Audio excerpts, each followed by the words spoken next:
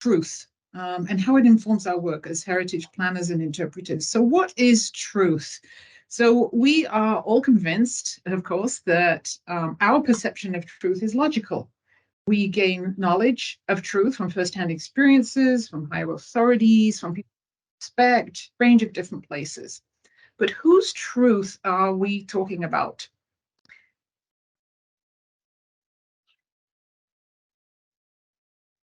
So back in 1998, the Truth and Reconciliation Commission that emerged during the dismantling of South Africa's apartheid system, they developed four notions of truth.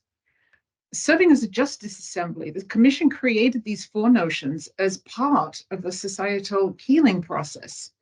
By dividing and defining truth into these four different sections, it helps recognize the various, quote, true answers as different perspectives of the same story that make up one complete truth. These truths should be at the heart of our work and efforts as heritage professionals. And there were four different types. So one, the commission defined as factual truth, which explains what happened to whom, where, and when. There's personal truth, which is the way you perceive or experience something firsthand. There's a social truth, which is the truth shared or preserved in a cultural community. And finally, healing truth. These are events such as slavery that should never be repeated again. So we as individuals are convinced that our own explanation and perceptions of truth, they form a valid logical framework.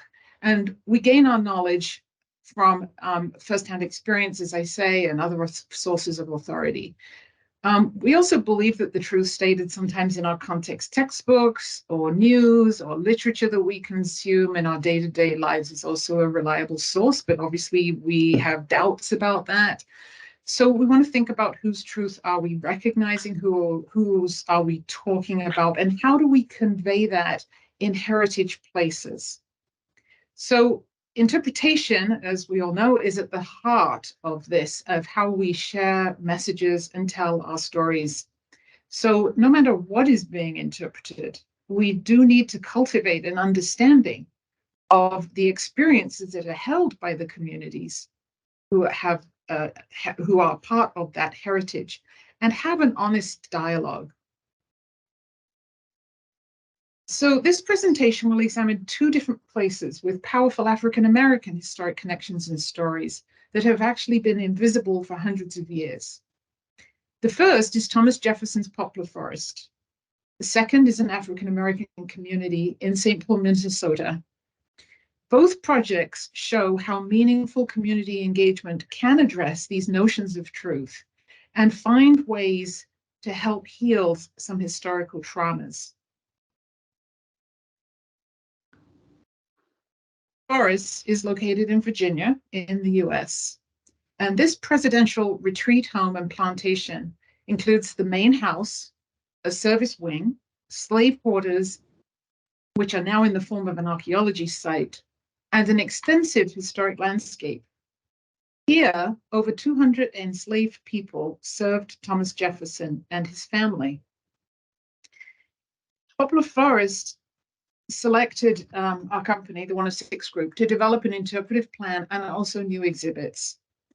We facilitated safe forums for honest dialogue among the staff at the site, among the local African-American community, also descendants of Jefferson, and academics on the various difficult topics of slavery and race. So first, if we think about factual truth in this context, so we examined some of these so-called facts. Thomas Jefferson was the third president of the United States. He's a founding father, and he was a slave owner. And as you know, Jefferson was one of the authors of the Declaration of Independence, which states, "We hold these truths to be self-evident that all men are created equal, that they are endowed by their creator with certain unalienable rights, that among these are life, liberty, and the pursuit of happiness." As a society, we must take a holistic view of this legacy and be honest about our historical leaders and heroes. And up until this recent work was done, it was the presence of slaves on this historic site was invisible. Let's think about personal truth in this context, because personal truths can be a powerful tool for interpretation, and they can change the way we perceive basic facts. So, for example, one of Jefferson's slaves, Hannah, her name was, she wrote a letter describing herself as, quote, a poor, ignorant creature.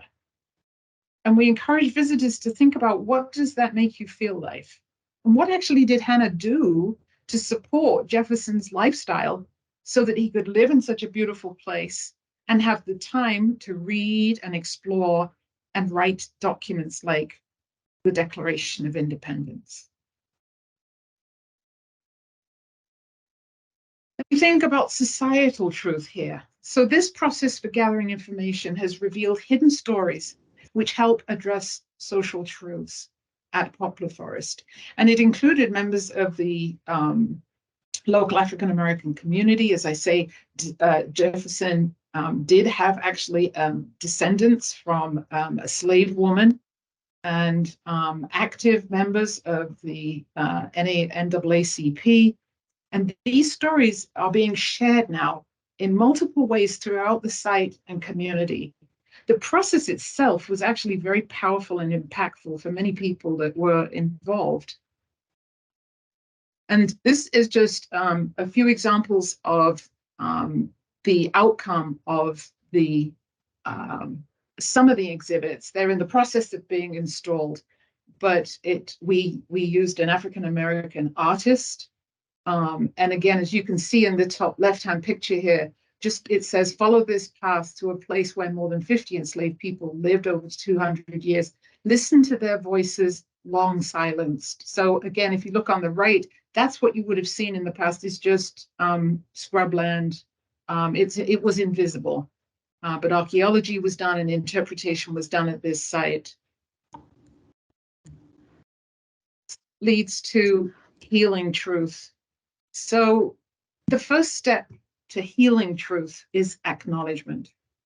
And by beginning to tell the whole story of Poplar Forest and Jefferson's legacy, it makes the interpretation more authentic, and it draws in a larger, more diverse audience of visitors. For the second case study, we moved to St. Paul. It's a city on the upper Mississippi River here in the US.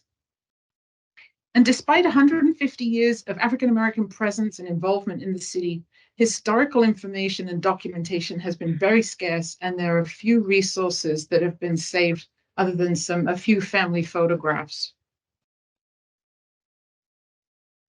Rondo neighborhood was a well-established, traditionally African-American community. However, the construction of an interstate freeway in the 1950s divided the community in half, quite literally, and hundreds of homes, businesses were destroyed, and thousands of people were displaced. Process for the Rondo neighborhood included developing a historic and cultural context, which has laid the groundwork for ensuring preservation and protection of African American resources. This work incorporated extensive community dialogue and input, and it was actually led by the Neighborhood Development Corporation group. Work is ongoing, with heritage at the heart of revisioning the freeway and exploring ways to bring economic revitalization to the community and try to redress the damage that was done by past transportation planning decisions. Again, if we look at the different truths through this lens, a historian said, historic narratives are by nature selective. Understanding what and why we choose to forget is as revealing as what we choose to remember. By bringing facts to light through the incorporation of community knowledge, we can begin to right some of those past wrongs. As personal stories and truths emerged, there was an increase in positive community feedback. A community member commented that the passion, quote, the passion for this is visible, positive, and nourishing. The acknowledgement of our history often creates a sense of pride. The community took control of its own history and resources, and having ownership of one's social truth is a powerful experience. Planning, historical documentation, interpretation, and exhibits have provided a historical and cultural awareness within the Rondo neighborhood and throughout the city. The historic and cultural context has helped to heal the community and identify long been ignored. This new recognition of Rondo's history is informing the redesign of the freeway and forcing policymakers to revisit current heritage management practices. So in conclusion, I believe that truth must be at the heart of all our work. To interpret heritage places appropriately, we must cultivate this understanding of these four notions of truth. These truths, through dialogue and research, can lead to more valuable outcomes for heritage management and interpretation. So thank you very much, and I look forward to answering any questions or conversation after the following session. Thank you very much, Anne. There's someone did a clapping. Clap. Thank you. I don't know how to do that. That would be a genocide or something. Thanks, John. That's wonderful. Thanks so much, Anne. And we'll keep moving because, you know, we're running a little early, which is unusual for a conference. So we'll move on now to Gabrielle's Emerging Technologies presentation. Thanks, Gabrielle. Thank you. See how we go with share screen again. Yes. Oh, it's incredible. Yeah, there it is. Does Thanks, it work? Gabrielle. Yes, it did. That's fantastic. Thank you. Oh, fantastic. All right, so good morning, evening. Thank you, everybody, for having me here. Thank you for everybody being here early in the morning or late at night, depending on where you are. And what I'm talking about in this presentation will be about the use and interpretation of cultural heritage in commercial digital games. So not what is called serious or educational games that are designed specifically for educational purposes, but rather common games that players can buy online or in physical stores. So the reason is that games have their capability of reaching a larger public. There are more than 3 billion people playing digital games from the last statistics, but also because many of the tools that are used for digital heritage and digital games are the same, like photogrammetry, real-time rendering, and so on, and they can be used successfully in promoting cultural heritage, giving the characteristics of games compared to more traditional media, so long interaction time, vast environments, inclusion of intangible heritage such as music, customs, and active participation also helps in retaining information.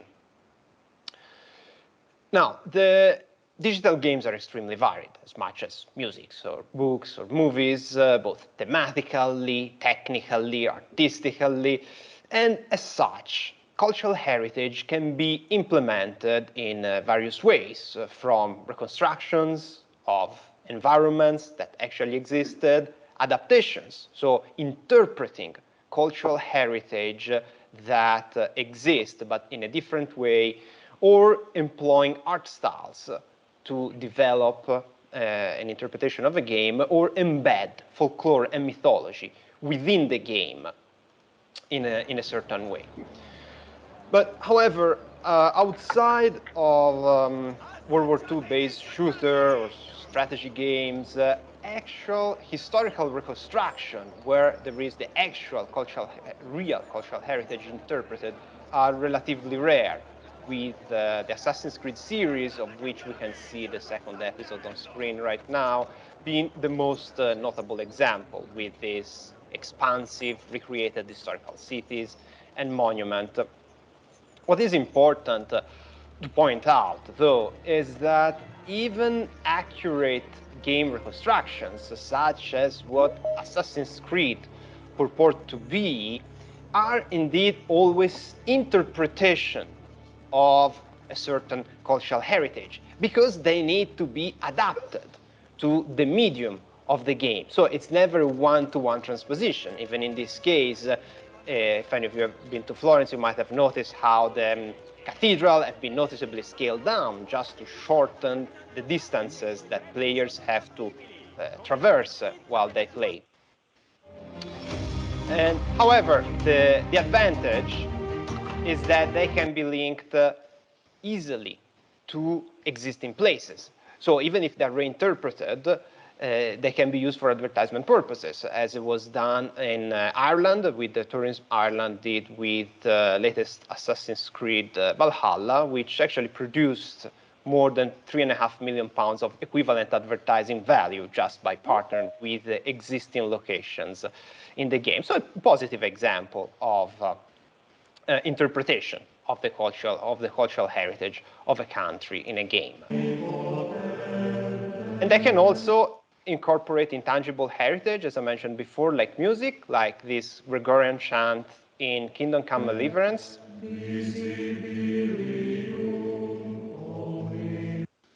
Which is sung actually in the accurate 15th century reconstruction of the Sazava monastery in the Czech Republic. So it allows to experience the whole thing, which would be hard through other media. In terms of also interpretation and reconstruction, there is the opportunity of partnering with the cultural institutions that they represent. So for example, the game Mirasna that we can see here, a couple of screenshots, was developed in partnership with the National Etruscan Museum of Villa Giulia in Rome, with the direct help of curators and their director. So Mirasna is actually several interesting aspects as a case study, because it's, of course, it's not a strict representation of an Etruscan piece or Etruscan sculpture, but is linked to the partner institution via in-game credits that are obtainable by physically going to the locations in order to promote them, the various museums and archaeological sites, and also the financial model. Because the game is free, it's for mobile devices, and the developer paid a nominal fee for the use of photographs of the heritage, and then 3% of the profit from the game go back to the museum. So in this case, also we have this supervision from we could say, the owner of the heritage, which also makes sure that the heritage is portrayed appropriately, both in terms of visual depiction, but also in terms of how it is used in the game. In this case, it's a strategy game. So how it is employed, what it can be done with it, if you can like break objects or use them in certain ways. Another example is the one taken by the National Archaeological Museum of Naples. And in this case, the museum itself is the publisher of the game. So in this case, a cultural institution, such as a museum, hires a developer to create a game. And they keep the revenue, but again, also they have a certain level of creative control since they are officially the publisher of the game. So again, there is a supervision on how the heritage is portrayed, on how it is used in the game, how it is implemented in this interactive medium.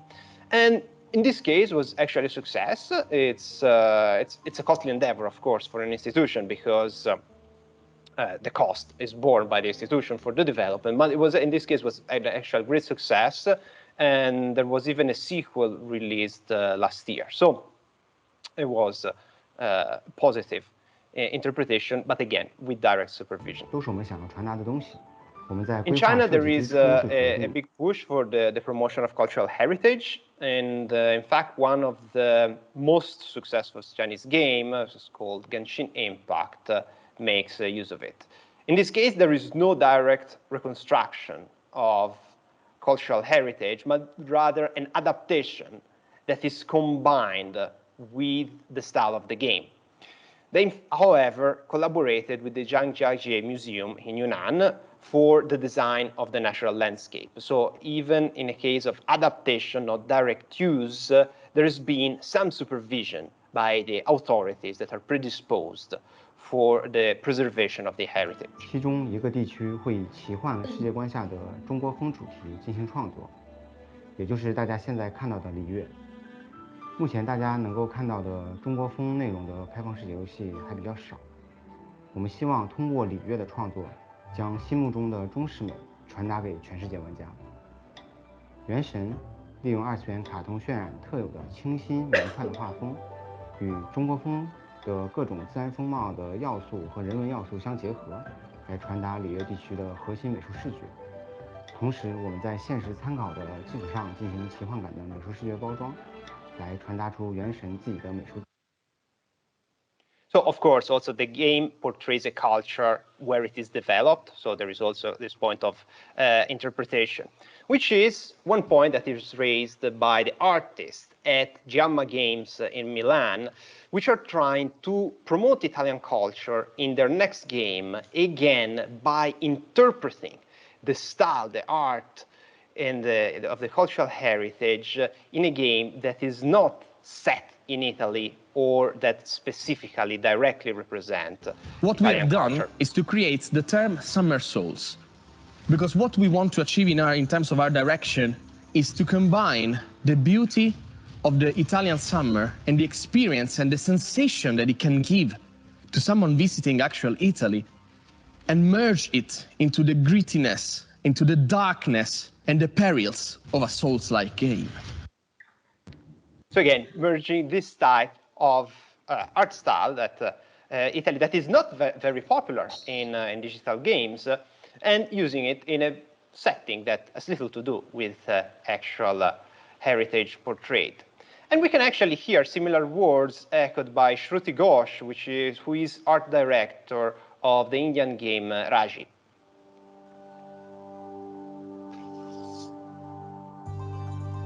The market lacked games that represented what we've grown up with. Indian culture, Indian architecture. We all felt that everything is so beautiful, so it needed to be in a game.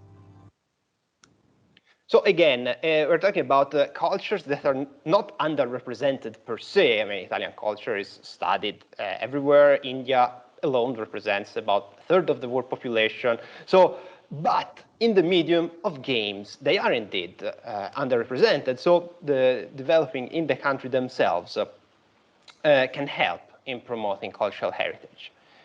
And finally, heritage can also be used in different ways. So, for example, a British developer, Joe Richardson, of which we can see his game right now on screen, mixed Renaissance paintings to create funny adventure games in the style of Monty Python. So, and he used games, the photographs of paintings that are at least technically copyright free because it, of course, expired, but he jokes himself in the game for the museum to please not sue him.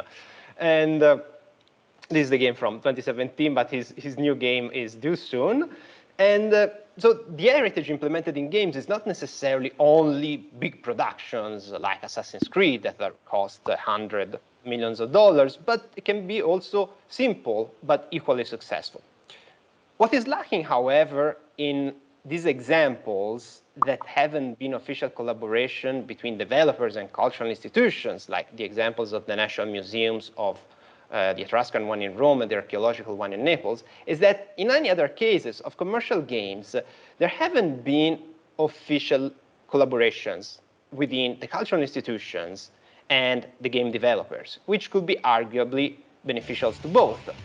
Because, in fact, problems do arise sometimes. So, for example, this reconstruction of Piazza del Campo in Siena for the Japanese game, racing game Gran Turismo, received a formal cease and desist from the Palio Association, the famous traditional horse race that happens every year, not long ago actually, in Siena, because the developers used their banners without authorization. And that, as such, they had to be removed. So illegitimate use of cultural heritage, even if it's something that is shown to thousands of people every year. And it wasn't even much of a problem of interpretation in this case, as much of not asking permission.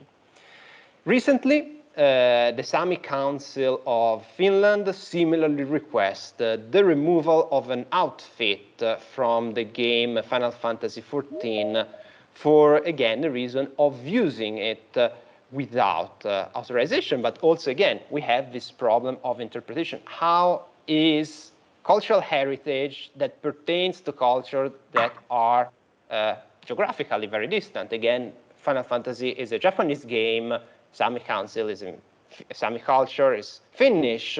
So they just used something representative of the cultural heritage, of course, without asking, but which also brings not just matter of copyright, but matters of is it interpreted correctly?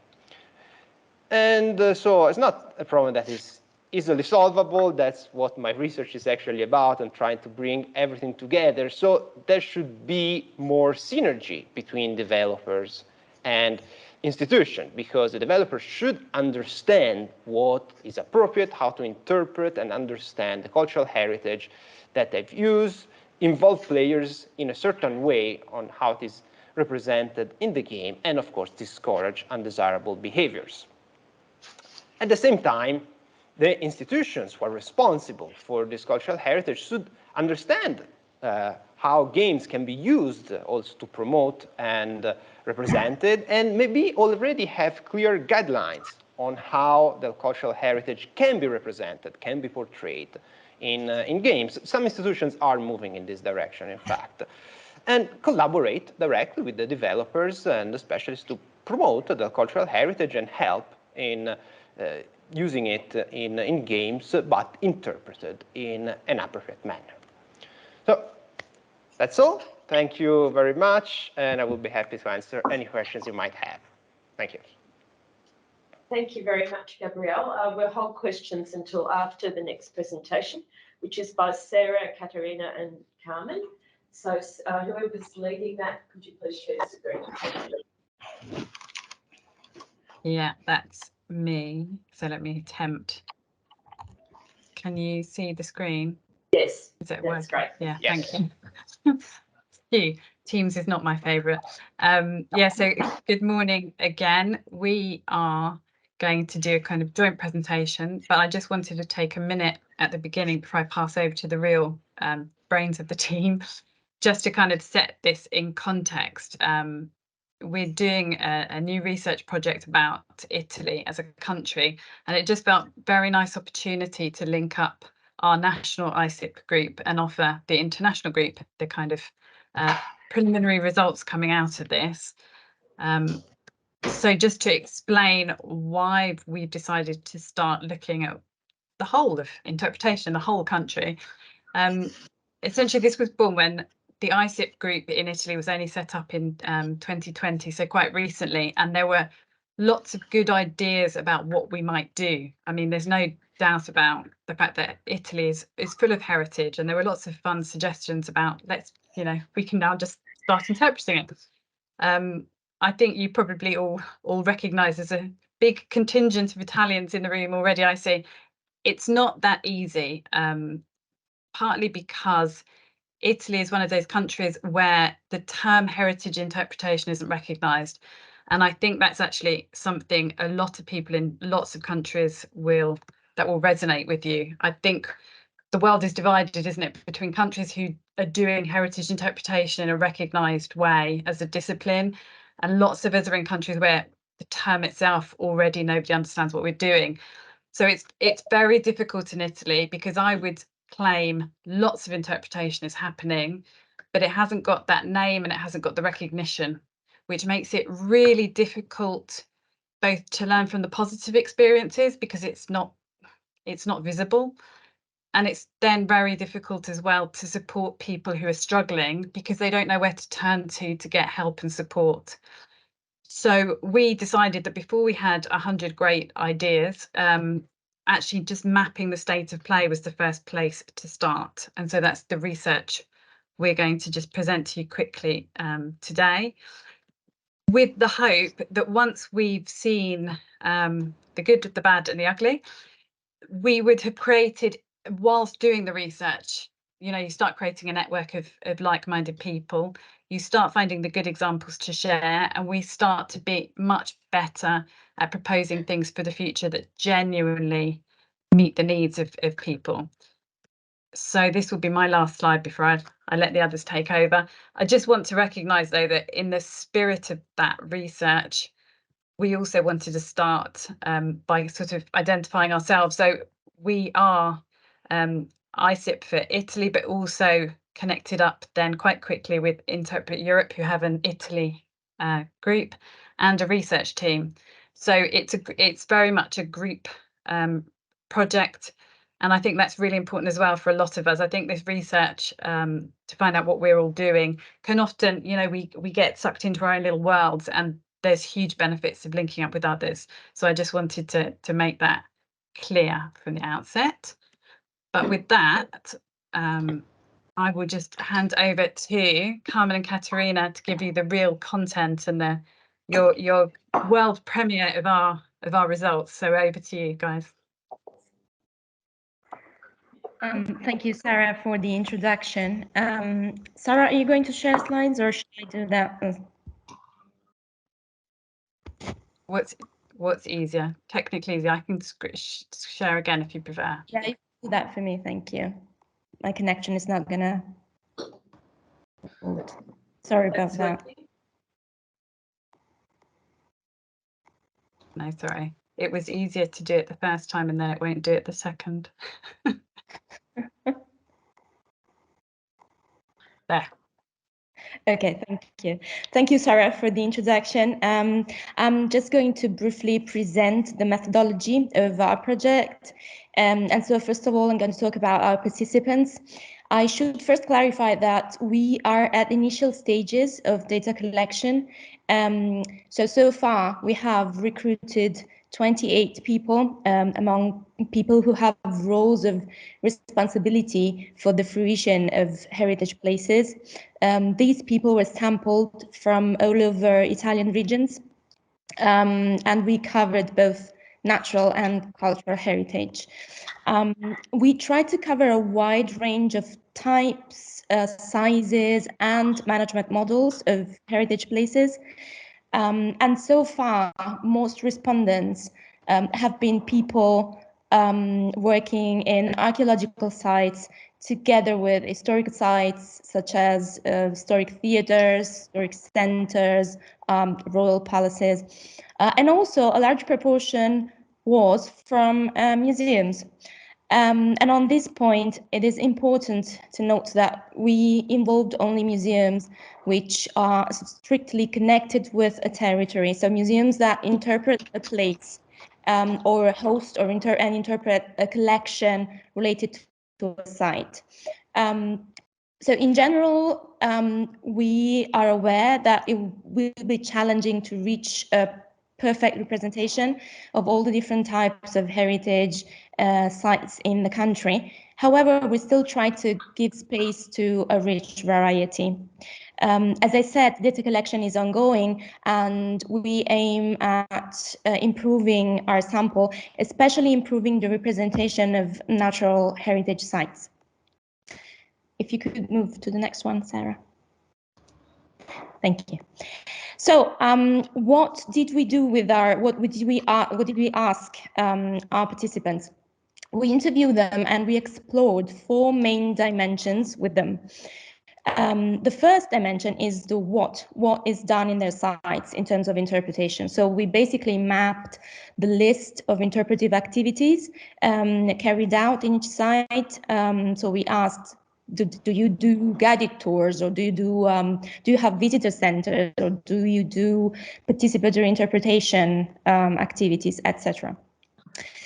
The second dimension is the who. So we looked at what kind of human resources carry out such activities. In particular, we wanted to understand the capacity of these places to work on interpretation with their own human resources. So in terms of numbers, but especially in terms of competencies and work conditions. So we would ask things like, do you have specialized competencies in interpretation, or do these people collaborate short or long term with interpretation projects? The third dimension is the how. So we looked at whether there's a strategic framework in place that connects the range of interpretive activities in a coherent plan. So we would ask things like, do you set strategic objectives, or do you carry out audience analysis, or do you have an interpretive master plan at all? And the final one, we explored best experiences and future perspectives regarding interpretation. So, for example, what works well for them in their best experiences of interpretation? What are their visions for the future? But also, importantly, what are the main obstacles they encounter in their work? And what would they need to improve the current situation? So we conducted structured interviews where participants were asked both closed-ended and open-ended questions. And this allowed us to collect both quantitative data, but also go deeper in understanding reasons and contexts with qualitative data. So I'll now leave the report of the preliminary results to Katerina. Okay, can you hear me? Yes. Perfect. So thank you again, everybody. And thank you, Sarah and Carmen. As they were saying, these are just preliminary results. So what we are presenting now are the data that are already consistent. So as Sarah and Carmen was saying, this is an ongoing research. So we decided among the variety of questions that we presented to our interview, basically we decided to present for now just the results that are already consistent. So first of all, I hope you can read well the numbers in the slide, but otherwise I will read out loud. As you can see in this first slide with the results, 82% of the interviewed institutions were public, which for us was not a surprise considering the Italian scenario. In Italy, most of the cultural and natural heritage are actually managed by public institutions. But for us, it was important to underline this data here, because as you can see in the other chart, basically, even though most of the sites are managed by owned by the public, which means by the state, they actually managed by different institutions, which means that the sites or the museum or the archaeological place or the historical center are owned by the public, but the management of the site itself is put in charge into external organization, which most of the cases are private NGOs that either on projects or on temporary contracts work to manage the site. And this is relevant because one of the activities that is most of the cases always outsourced is interpretation for most of the sites. And this is, let's say, something that it's important to keep in mind to understand also the following results. So, Sarah, if you could move to the next slide, please. What we found out at this first stage of our research is that there is a big variety. So we were surprised that let's say there is the idea, and anyway, the need for engaging and communicating to the visitors and to the audience.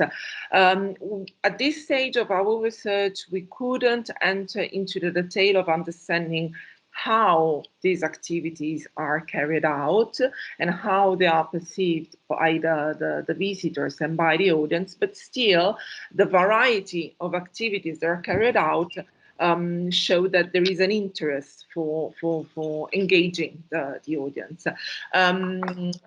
For sure, because the sample was of 28, by now it's of 28 institutions. What we can see is that all the interviewed institutions have the, let's say, the most traditional and standard interpretation tools, such as guided tours, visitor centers. They do provide activities for children. There starts to be a raising interest for engaging local community. As you can see, out of 28 interviews, 18 answered that there are activities specifically targeted for local communities.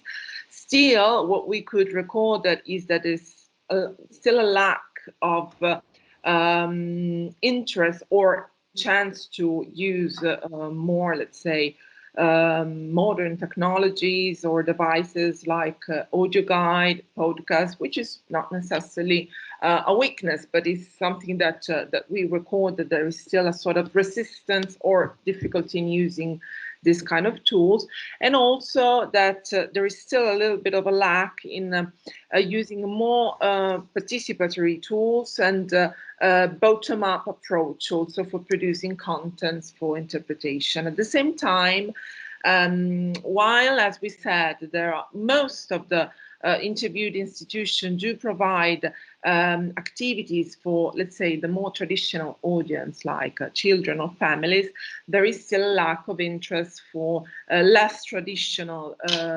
audiences as citizens of foreigner or origin or with a migratory background. Sorry, if you could move to the next slide, please. Thank you. And so coming back and connecting the first slide I was talking about and the second one, who is doing what?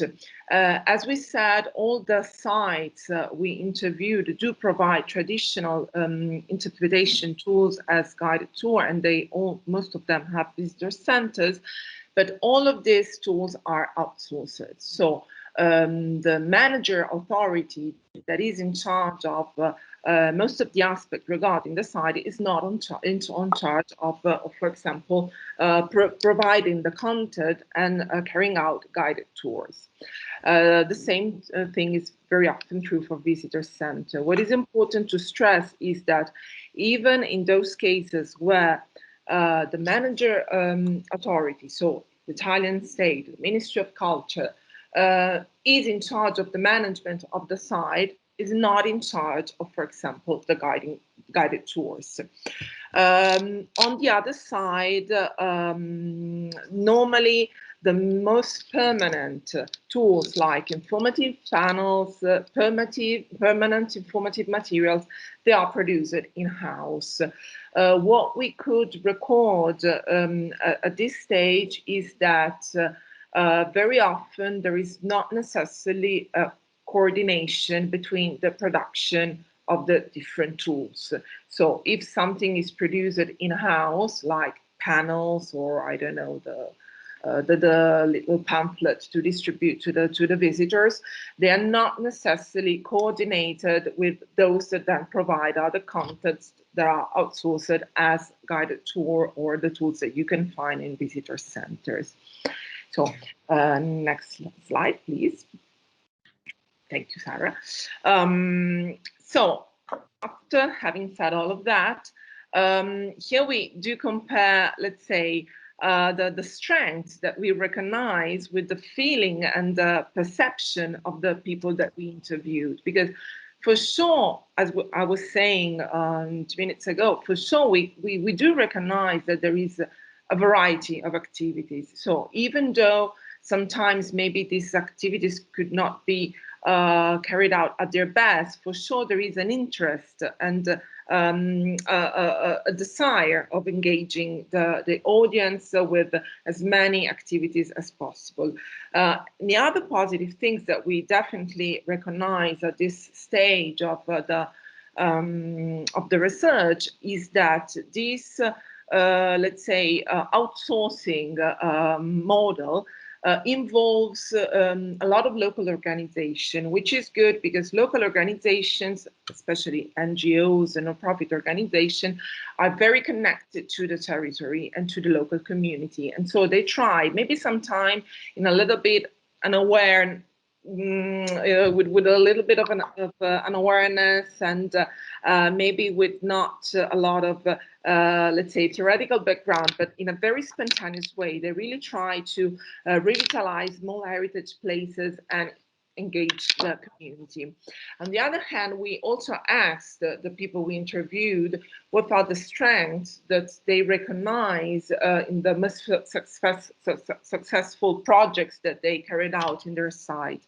And as you can see from this word cloud, the words that emerge are participation, responsibility, communication, sustainability, society. So as we were saying, even though by now we're not able to give a precise description of the quality of the interpretation tools that are provided by each and specific site, what we can say is that it starts to exist an awareness that working properly with interpretation tools is something that can help in creating a sense of places and connecting people with heritage. Next slide. We did the same exercise for the weakness, and the weakness that we recognize are more really based on data, because as you can see from the right side part of the screen, 75% of the interviewed institutions do not have an interpretation plan, even though they recognize that it would be very useful to have one. Basically, the majority of the people involved in the interpretation activities do not have any theoretical background, any training in this field. At the same time, this is recognized as a problem because the interviewed people, they actually say that they need for better training for those involved in interpretation activities. This data are reflected by the perceived obstacles that, as you can see, are lack of knowledge, lack of training, too much bureaucracy, which is, I think, for Italy, but also, and this is very much related, as Carmen would say in a moment, to the outsourcing problem, to lack of stability, lack of continuity in developing projects, lack of planning, and difficult with reaching the context and lack of funds. So I give Carmen the word for the final conclusions. Thank you.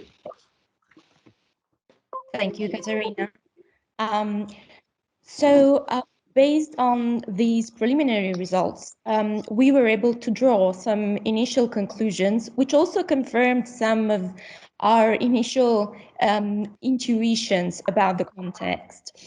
The first one is that in general, the research seems to confirm that in the Italian heritage sector, there's low awareness on what interpretation is. Indeed, we needed to provide a working definition of interpretation at the beginning of our interviews to make sure that all our participants and ourselves would be aligned on topic.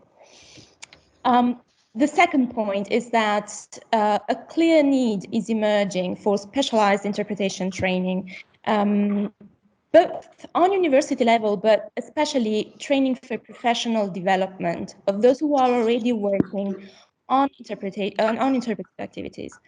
In particular, training would be needed not only for interpretive techniques, but also for interpretive planning at the strategic level. And finally, as Caterina mentioned, we identified what may be a very Italian challenge, the challenge of outsourcing interpretation. As we saw, this is a widespread practice in the Italian context, but this brings a number of disadvantages. For example, for short-term contractors, the main problem is that their work lacks continuity and consistency, as they don't have the chance to plan and deliver interpretation with a long-term vision in mind. On the other hand, there are also problems with long-term contractors. In this case, the issue is not stability or continuity, but a lack of dialogue and open exchange with the managing authorities. So contractors don't feel listened to and feel that their proposals for innovation, for example, of interpretation in heritage places are not taken in consideration. And in the end, this situation can impact the quality of interpretation, because these constraints can end up, sorry, I hear some noises, sorry. Okay, so saying that this situation can impact the quality of interpretation as because of these constraints, these people can end up delivering short-sighted projects with shallow connections to context and communities, with the risk of offering standardized interpretation products or formats that have little sense of place and little chance to have aspirations for long-term impact. If you could go to the next one, Sarah. Thank you. So if these trends are confirmed, at the end of the project, we would like to implement some concrete actions. First of all, an awareness raising campaign, even if on a small scale. Probably a series of seminars or webinars or other events focused on disseminating what interpretation is, its distinctive approach, and especially the opportunities of interpretation for heritage places, their visitors, and their communities. Doing this, we also want to create and reinforce connections among people who are already working in interpretation and have an interest in interpretation. And in particular, we'd like to capitalize on the people who participated in our research and involve them in this network. And thirdly, we would like to propose interpretation courses to be included in professional development training programs. And in the first place, we'd like to approach ministerial bodies, development, culture creators, which might be the most efficient starting point. Finally, future aspiration.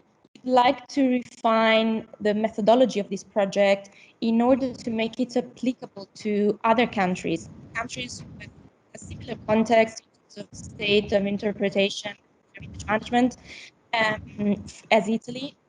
From the comparison, what we hope to achieve is obviously to understand what the shared challenges are, but above all, imagine shared solutions and ways forward and learn from each other.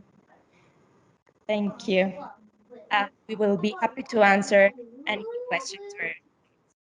Thank you very much, everyone.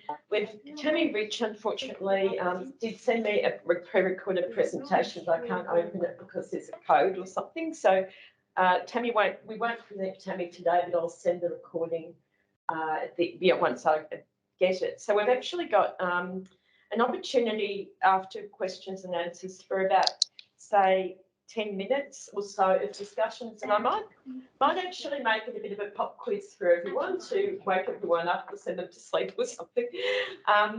After we've had Q&As for this session, to say what are the key issues in interpretation, and we'll get everyone involved. We've now got pretty exciting. We've got about 40 participants, which is really great, I think.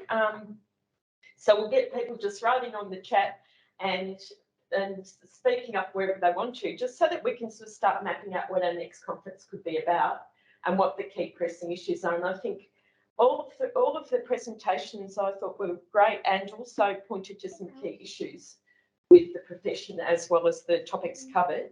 So I open this forum up for questions and I'll moderate. So first of all, I think we've got John Cole.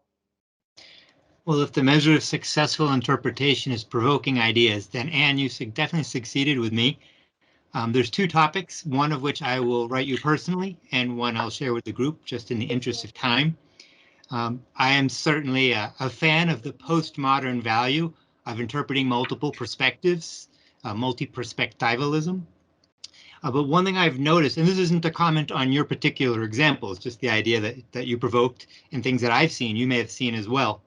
But oftentimes when people interpret from the postmodern perspective, what they really mean is we're going to only interpret the perspective of the voices that had been previously silenced and ignore or stereotype the dominant voice. Now, I can understand that, of course, giving voice to those who have been oppressed and suppressed historically. That's important, like, for example, the blacks in the case of Jefferson.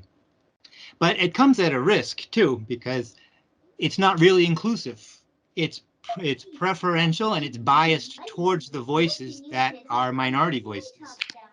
And I say that in the example of Jefferson himself is a good example because oftentimes, I'm sure you've heard, Anne, people criticize Jefferson as being a hypocrite for having slaves and talking about universal freedom and liberty in the Declaration of Independence. And on the surface, that's a valid criticism.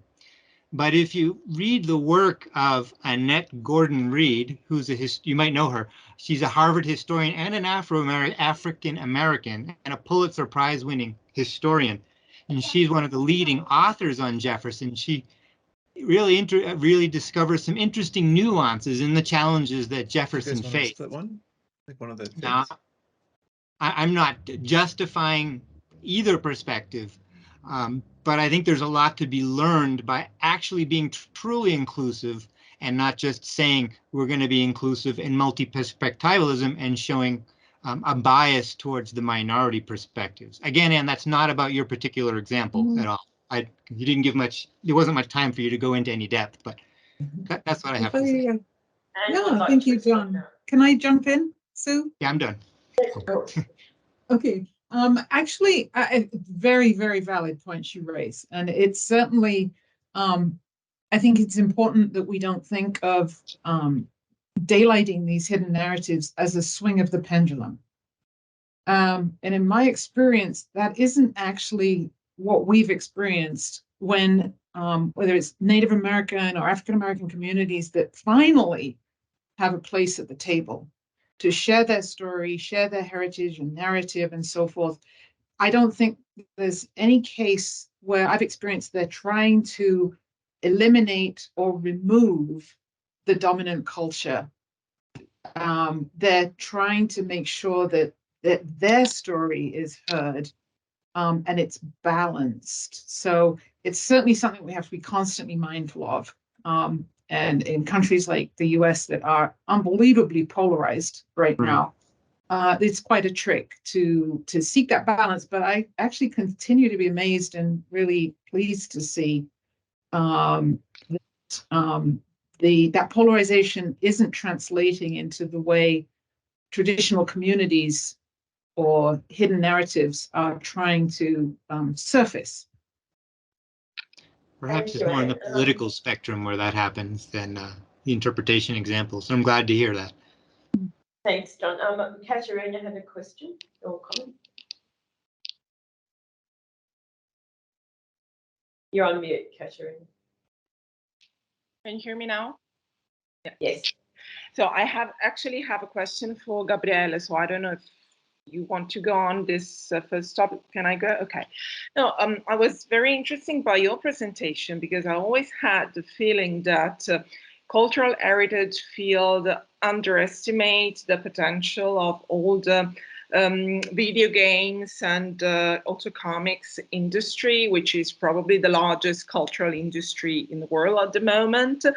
But when you are talking about the success of products like the Father and Son and Mirasna video games produced in strict collaboration with the museum, I was wondering whether there are data, because my feeling has always, I mean, my question has always been, since video games audience is very demanding on quality, products like Assassin's Creed reached a quality level of images and reconstruction, which is just amazing, and they're used to very high standards. So are these products really able to engage the, let's say, video game consumers rather than people that are interested in cultural heritage and will use also the video games, but are not, let's say, part of the video games culture? I don't know if my question is clear. I don't know if you got my point. Absolutely clear, and the answer is yes, and that's actually kind of the point of my research, because as you said correctly, I mean, until now, what we have seen for most is educational games when there is cultural heritage. So they're really aimed at specifically the people interested in the cultural heritage specifically. But there is always cultural heritage in actual games, if you can use the term as well. And it's a fair point that let's call it gamers, players are used to a certain quality, but we must not mistake quality with high budget. Of course, making Assassin's Creed is something that very few studios can afford and have the capabilities to. We're talking about stuff that costs way more than expensive movies. But other example, for example, the one of Richardson, the small one with the Renaissance paintings I showed at the end. These are games developed by one person.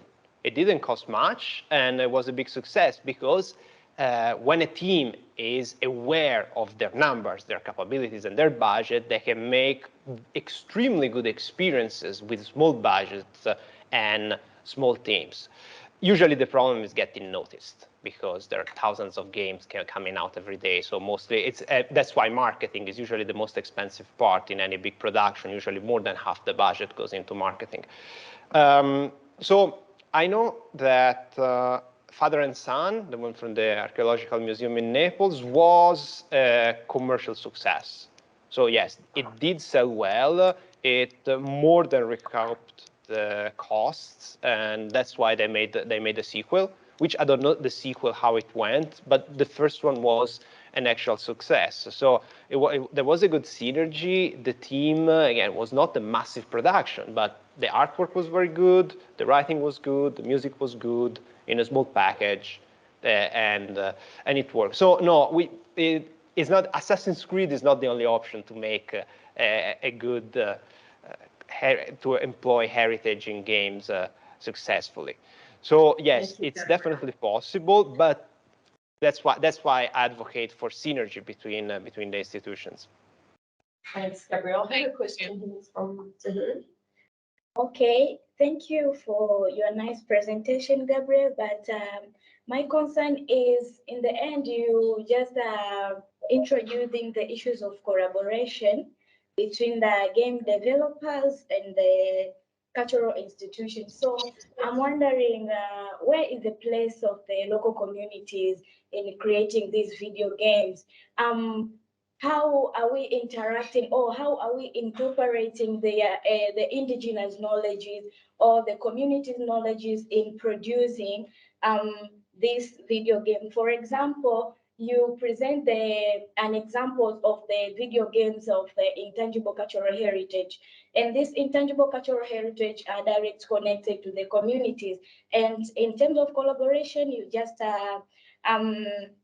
introducing these two groups, the game developers and the cultural heritage institution. So what is the position of the local communities in producing this video game? How are we incorporating their knowledges to make sure that their cultural or their right or the privacies of their cultural or one way or another is not being violated when producing these kind of things?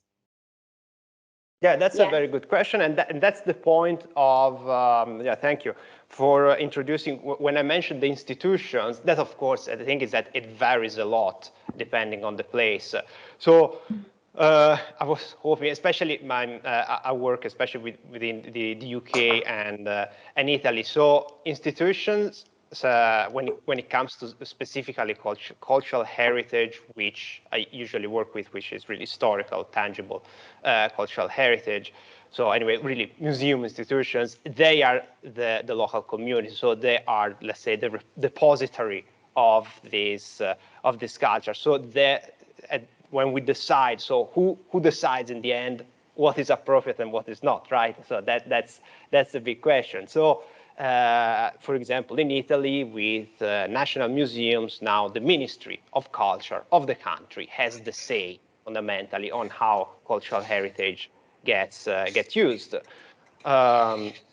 So I guess in that case, it's dependent. For example, in Finland, there is this Sami Council of the Sami ethnic group that they are the actual, I would say, legal representatives of this local group. So they're the ones that complained to the Japanese developer on how this heritage was included. So I guess it depends on how it is structured in every country. That's why the initiative, the research that I'm conducting is advocating for having various countries put in their input, because in order to have some at least broad guidelines that can be used to help shape these policies locally, because at the end of the day, it's going to be the, I guess, local government or local council or whatever institution is there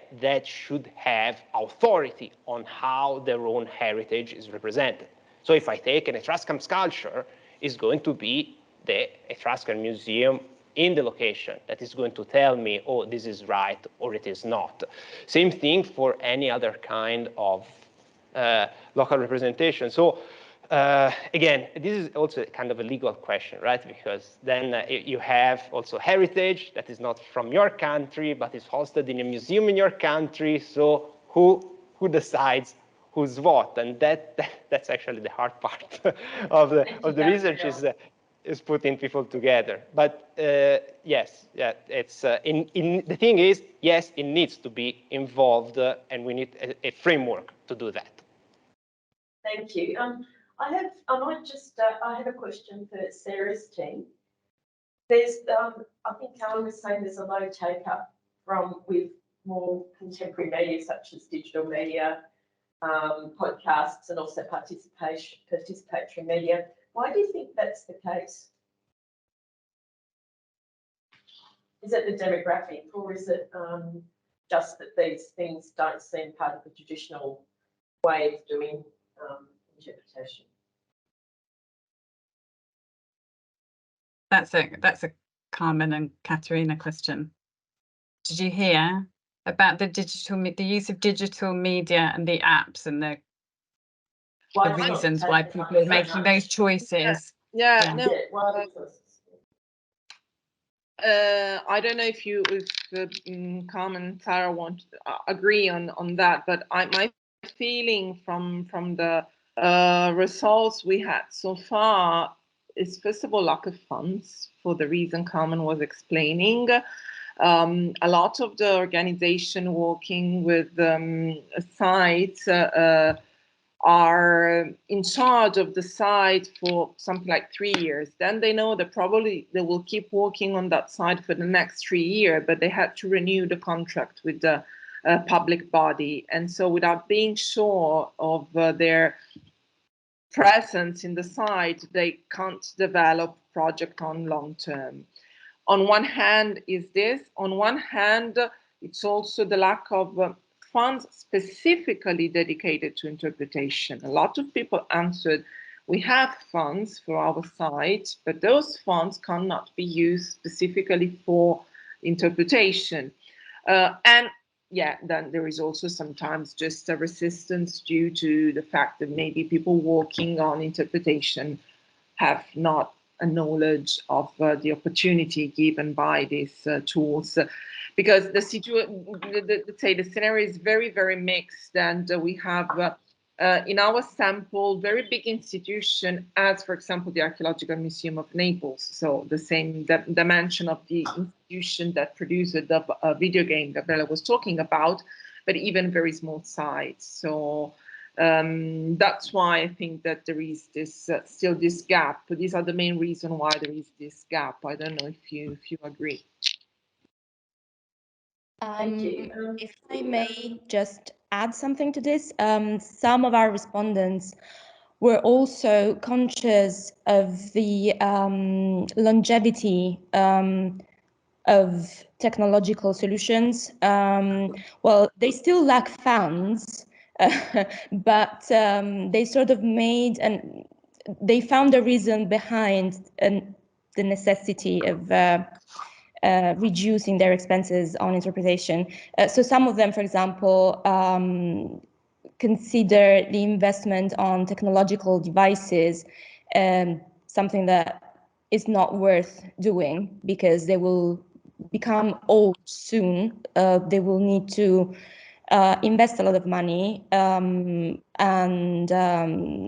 some more like big size, like large screens or video projectors or that kind of technology is also quite invasive of space. So some of them also have other reasons for choosing not to go down that way. But I totally agree with Caterina that the main reason is lack of funding. Thank you. I might ask people who haven't yet asked a question. I'm aware you've put a question, John, but just try and open it up to those who haven't yet participated. If there are any questions for any of the speakers. I was just wondering, Anne, about the device you showed in the Freeway project with the sort of names and menus on a sort of handle and people were lifting it off. They walked through. Just curious what that device was. I'm sorry, could you repeat that? I didn't quite hear the question. Oh, and in your we've got the microphone there. That's right. And I really enjoyed your presentation. Thank you. And I was just wondering, one of the interpretive devices you showed on the screen was a sort of handset or something hanging from a rail as people walk through, and it had sort of a name of former residents on it, and they were looking at the device. I just wasn't sure what that was. It wasn't sort of signage, but it was more like a handset that people picked up or a tag. Oh, yeah. Yeah. The long sort of it was audio. Audio posts and names of people on them, because there's a systematic program going on right now to record those oral traditions and so forth. Thank you. We can get the name of it right. Yeah, just the actual technology later, but not during the tutorial. It's probably black box in the UK. Any questions from people? Yes. One question. Gabrielle, I was wondering, are there like researches done on the psychological impact of these digital games or virtual reality games? Because that would be interesting, because a lot of consumption which happens within, say, the age groups, are there target groups, or like, are there like related kind of works that are coming out as well or not? I was just wondering about that. Well, there is plenty of psychological research on games from any point of view you probably can imagine. So there was a big talk about violence until a few years ago. There is lots of research about addiction now, especially in China. So plenty of research being done. There isn't much of, if we look at heritage instead.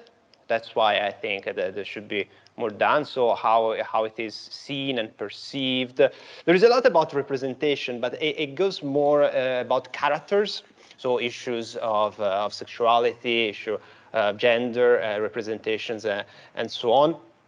But not much when it comes to actual cultural representation. Also for the simple fact that there isn't much outside of the duopoly, Japan, and Anglo-Saxon representation. Now, of course, we have emerging China, and sure enough, India will follow soon. They're already starting games coming out from there. So there is, though, yes, lots of research on how games impact psychologically people. So that's really yes, definitely. So why people play games, why people play certain kind of games, and so on. Very little on heritage and cultural representation and cultural interpretation. That yes. Thank you. Great. Any questions from anyone else? And then I'll go to John. Let's see. Anyone else in the digital world to ask a question? Okay, over to you, John. You had a question before. Yeah, just a quick question for the Italian team. If there is a document that you can share on your study currently, and I ask because there's a researcher at the University of Costa Rica who's doing a national interpretation assessment of the protected areas, so it's a similar purpose, and it might be useful to share if you have something you can share. Maybe you could put it in the chat if possible. No, well, I'm going to turn the negative answer no into something positive because you guys have got a world exclusive. But yeah, the idea is that we're finishing the interviews in the next coming months because we've got to get a preliminary report out by the end of the year. So there will be something shortly. But I would also just ask, I'm going to ask in reverse, is there anything on the Costa Rica case that you could share, or in fact anyone else? We before we started, we're trying to look for other examples so we could steal other people's ideas. We'd be really curious to see any other examples of that kind of national assessments. Yeah, be really helpful to compare and contrast and improve what we're doing. Can you read Spanish? Yes, happily. I can ask if the proposal could be shared. That would be the only document. It's not my research, so I'd have to ask. No, maybe as Sue's already announced her plans for a conference next year, we could have a whole session on different compare and contrast different national situations. We've booked a session already. Perhaps. Thank you. I'm going to wrap up the question and answers for this right now, and then I'll go to a little housekeeping thing. We currently have around about 40 or a little bit more participants, but many of them are not on the ISEP list. So can people who are attending this, who want to get the recording or want to be involved in ISEP, everyone can join the interpretation committee. It's a broad church, so please email me, sue@shp.net.au, and we'll send you the recording, or if you'd like to join the interpretation committee, please just send in your CV and there's never talk CV and just a bit of information on why you're interested. But this is a great turnout today, I think. And I'd like to thank, I might let the poor people from Europe and the UK go to bed now. But in the next 15 minutes or so, we've got another, at 8:45 we begin our World Heritage session. But I'd like to do the pop quiz. So I'd like everyone here virtually, in whatever way you choose, to nominate what you think are the key challenges for interpretation in a word or a sentence. Not too long, obviously, because there are so many people, but just feel free to type it in on chat or just to call out, and we'll start compiling a list of the things that the conference next year can actually address. So who'd like to start? Mate, we'll go around the table just in a word. I'm sure we've all got big issues in our heads, so just spit them out. Rebecca. Like defining audiences, maybe? Okay, audiences. This is our conference program. Okay, yeah. See, I'm doing this easily rather than the hard way. Audiences. Mina, have you got anything? I think emerging technologies. Ethics of representation. Ethics, that's great. That's what you alluded to as well, wasn't it? Yeah. For me, I think it's the difference between, in our audiences, the difference between interpretation and entertainment. And I think that difference will continue to divide what we can do in that space, and it will never. I can't read my own writing. Let's work. Okay, over to you. Yeah, for me, it's really based on the issues of audience. Thank you. So audiences is emerging as a big issue for interpretation. Okay, on to the virtual world. Now, please speak up or message. Here's plenty of messages coming in. Let's have a look. Multiple narratives, Leela has said, so that's what's been discussed today. Felicity said a lack of national framework in training, and that's one of the issues I think really is important, and John's alluded to that too, that there's still no training. There's sporadic training, but not perhaps in this kind of cultural heritage world. So synergy and cooperation. I'll make notes of all this. Then Bettina said cultural appropriateness of interpretation, so that might fit under ethics, and intangible heritage. Because I've found that's something that's still pretty much ignored despite the rhetoric we all have about it. This is great, intangible heritage. And yes, you had something. I think our Italian friends were alluding to this, but I think there's a perception of, there isn't a good understanding of the perception of the value of interpretation and the value of planning and actually all the different things that go into planning and its outcomes. And therefore, people often will say, whether it's institutions or managers of cultural sites and so forth, we can't afford it, we don't have the budget. But I don't know that that's always true. I think it's that there isn't a perceived value of how that money that's available is used. And that's where we as interpreters do have to step up. And I think it's wonderful what you're trying to do in Italy. And I'm sure other places around the world where it's not so automatic, or even in countries where it may be more developed in certain places, it's not universal by any means, the appreciation of what interpretation brings to a visitor experience. So that perception of value, I think, is really important. Thank you, and that is my PhD, so I won't now hold the fort for 4 hours, but I think, although I'd like to, but I think probably also things like allocation of budgets, where do they fit in a program? And still we find in Australia the biggest budgets go to architects and to builders, with the interpretation the smallest budget. So that value is, of course, because I'm interested, very important, but we've got a whole lot of other, quite a lot of responses. I can't even keep up with them. I feel like I'm on Q&A in Australia. The recognition of the benefits interpretation can bring from Sarah, that's what you just said. Then Naman has asked if we could share other references. So that's another issue of keeping up to date with bibliographies. And I know the World Heritage Group, we put out a bibliography, but I think some of it might be a little dated. So perhaps that's something as a big group we can all do, is put in our latest references and compile perhaps an ongoing list. Then designing interpretation, Aaron has said, John's talked about multiple kinds of truth. So that's essentially the multiple perspectives, the different contested histories, etc. Then we've got designing interpretation to reflect and affect local communities. So I think that picks up the notion of rights-based heritage and where it really sits, and same with intangible heritage, because to my mind, despite all the discussions, it's still pretty much on the ground. It's done as an authorised thing. So it's actually making it work on the ground, perhaps, too. Then we've got changing, updating values under the listing system, World Heritage, that's from Sir Jean. An evaluation of interpretation. I'm just going to now take screenshots because I can't keep up with it, and I'll put this together as a potential conference itinerary. Start early next time in organising it.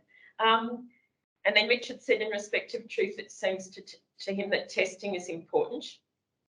So in archaeology, excavation is not a repeatable experiment, so the evidence is removed and it cannot be challenged but the interpretation by the director cannot be challenged and externally tested. So that probably comes in under multiple perspectives, truths, and so on. Then John said, the field has not demonstrated value. Yes, I agree with that. Research is fair, standards are not standardised, evaluation is rare. And that sits against, of course, other more codified professions that are dominating everything, really. Then Amelia has said, prioritising inclusive design principles, generating an approach going beyond visual interpretation, incorporating sensory elements, incorporating audio narratives, tactile displays, accessibility, and designing for multiple languages and audiences. That's an excellent comment.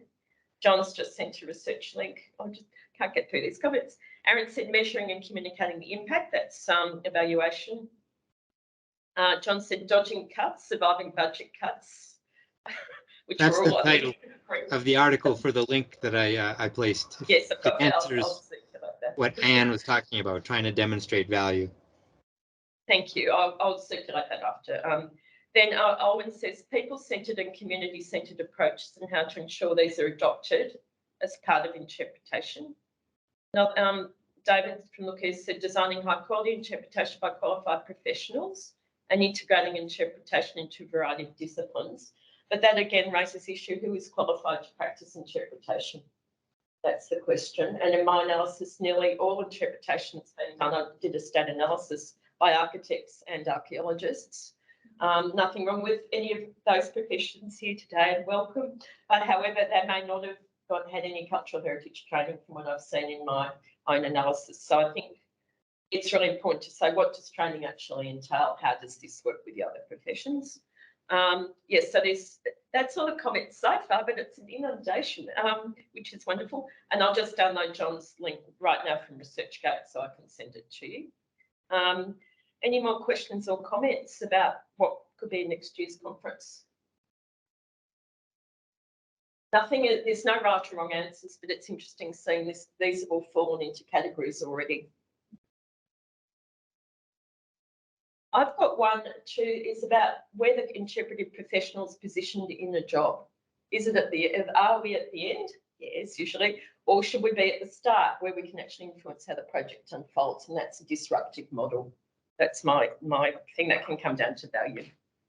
Because I was interested, Gabrielle, in where the interpretive staff or the cultural heritage staff are involved in those video games. Are they given the games? Are they involved in producing them? Could they not like the art does actually produce them? So are we just providing content or are we involved in the whole process? Any more comments, questions? Yes, there's one hand up, but I can't see who it is. Yeah. One thing that I think should also be considered is how interpretation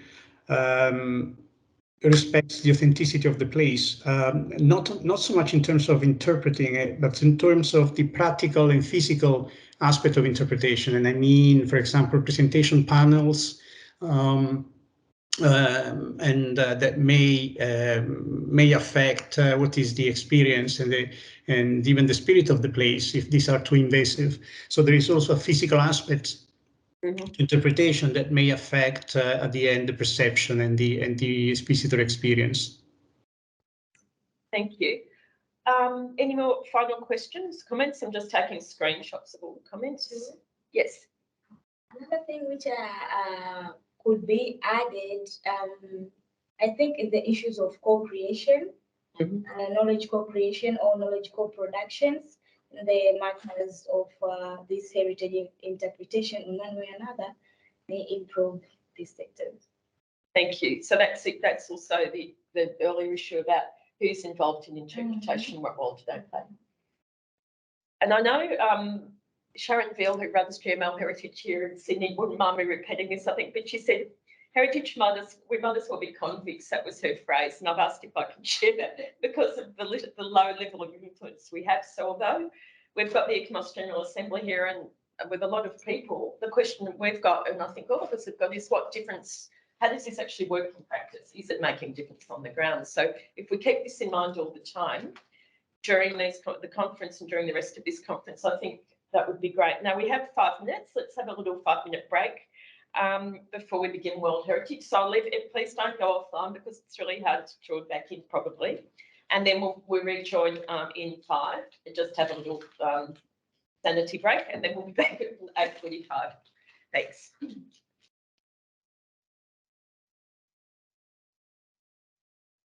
Thank you.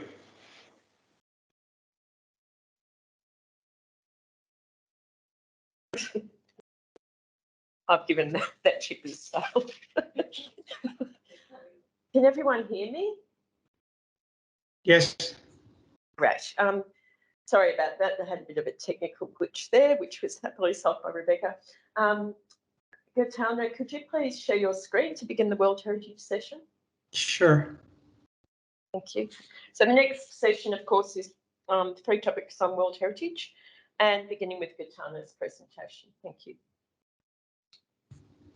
Okay, I don't know what you're saying. What you're seeing? Are you seeing the presentation or everything? Yes, except it was saying everything there. Okay. There we are. Let me see. Let me minimize that. Let's see if it's, yeah. We can see it now. Okay, good. Right. My presentation is going to look at a case study from British Columbia, Canada. Because I found it interesting in terms of how both the history of the inscription of this site and the way it has evolved. It's also indicative of how the concept of World Heritage outstanding universal values has evolved as well. The site of Haida Gwaii, actually it's Sgan Gwaii or Anthony Island, which is a small island at the southern tip of an archipelago of islands known as Haida Gwaii, originally Queen Charlotte Islands, just off the northern British Columbia coast and just south of Alaska. The World Heritage Site is just a small island on the very south of this archipelago, and which contains a village that was abandoned at the end of the 19th century. The Haidas were the population that lived in this island, in these islands, and the contact with you know, the Western explorers only happened in the late 18th century, around 1776, so very late. And the contact was initially a commercial one with a few problems here and there, but overall not so conflicting. However, smallpox and tuberculosis took a huge toll on the population. By the end of the 19th century, almost 90% of the Haidas were dead. This brought a loss of the villages, especially on the southern part of the islands, to be abandoned. And the population regrouped on the northern island, which is known as Graham Island, and especially in two communities, Skidegate and Masset, which are on the northern end of the archipelago. The site was inscribed on the World Heritage List in 1981 on the basis of Criterion 3. But there are also conflicting stories about how the nomination was prepared. Some say that there was a little bit of information and given to the Haidas about this tentative of inscription, and which was successful. Others say that the Haida were totally ignorant about or not informed about this nomination. The matter of the fact is the site was inscribed in 1981, and it's also interesting under which circumstances, where it says that the site represents the physical remains of the vanished Haida civilization, which of course is not true, since the Haidas are still they still have a very strong culture there, and they still practice most of the traditional activities, including the carving of totem poles. What you see here is in Skidegate, the color photographs, is the Museum and Haida Cultural Center, which is composed of several buildings in the style of the traditional Haida house. While on the right-hand side, you can see a photo of end of the 19th century village, which was still inhabited at the time. These villages are usually set along the coast, very close to the beach, since the Haidas were mostly practicing trade along the coast of Alaska and British Columbia, and of course the Haidas Islands.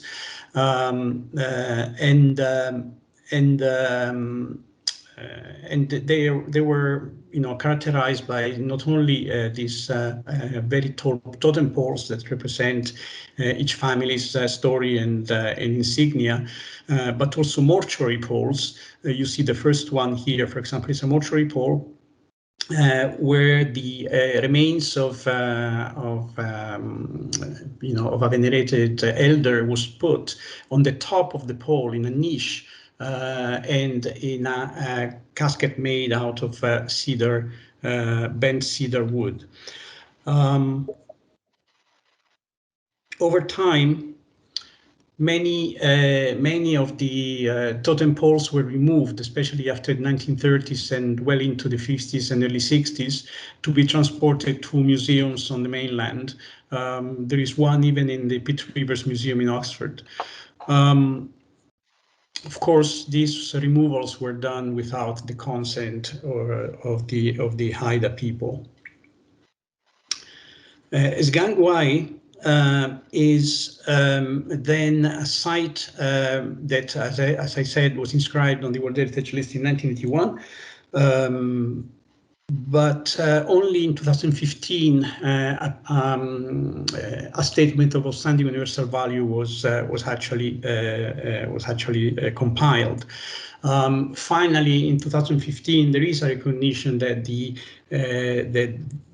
site represents not only the you know, a living, you know, an example of a living culture of the Haidas, but also, and more importantly, that is also a visual representation of the Haidas oral traditions. One characteristic of this is that following the inscription, some of the totem poles that were on the ground were erected, were put back in place. And again, this is not something that the Haidas have appreciated, since their philosophy is that everything should return to earth.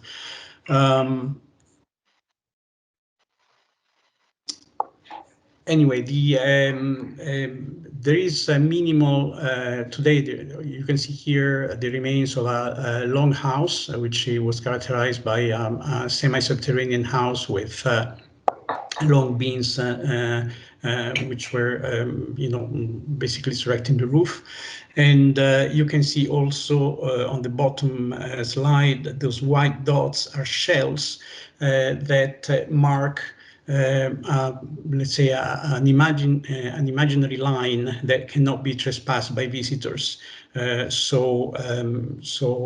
in some cases also there are some very limited pathways among the trees. This is also an image of another village. There are 5 such villages in the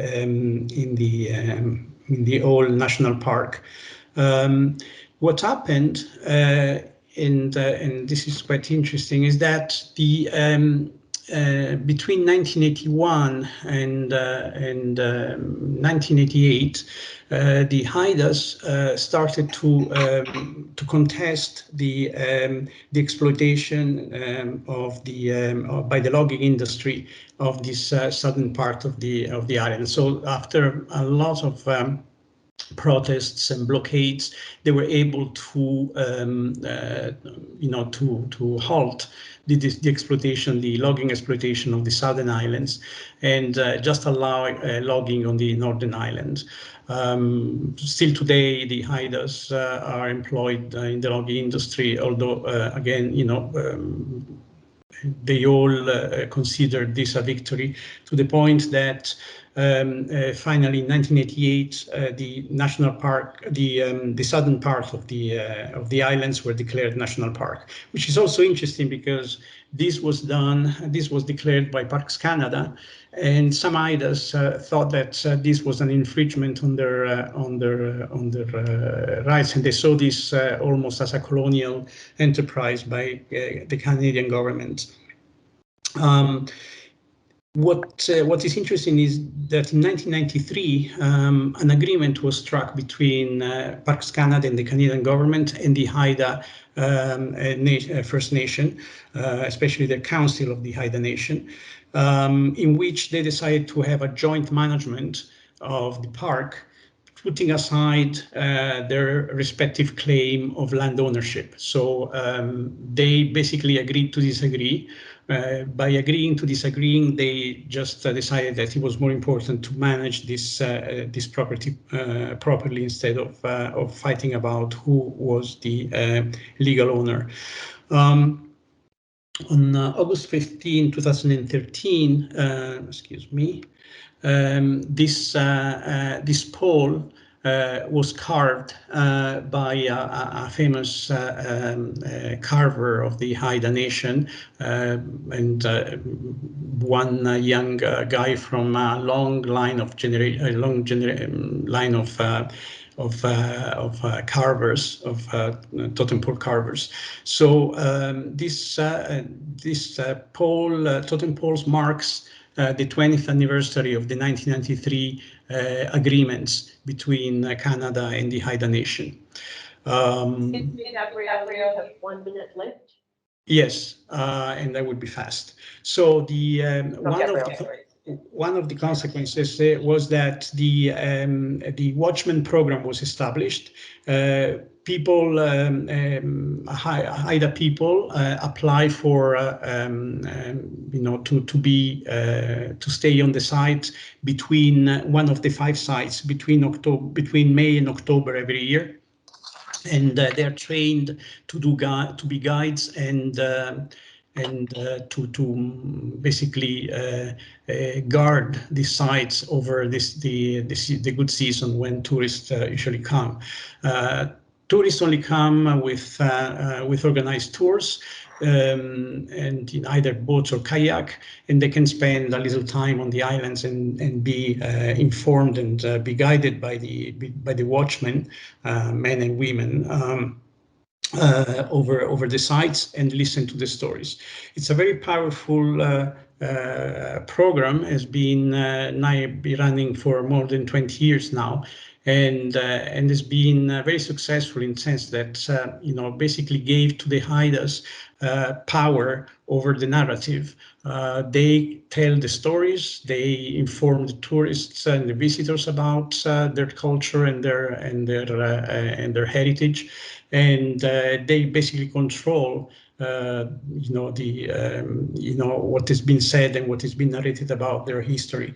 Another issue which is interesting is that the site, and I conclude, was put on the tentative list of World Heritage by Canada.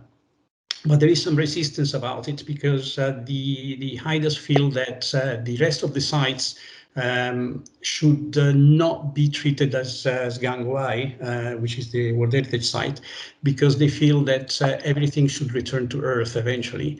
And so they don't want to have imposed on them issues of conservation and maintenance of the physical aspects of the site, while they really would like just to have a tender and loving care of the site while it degrades and goes back to the earth. Thank you. Thanks very much, Gaetano. Wonderful. Now we'll move on to Hyunjoo's presentation on interpreting World Heritage Sites and identifying attributes.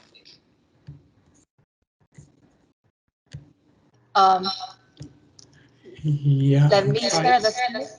I'm trying to, just 1 second, I'm trying to get off, stop sharing. There you go, sorry about that. No worries. Yeah.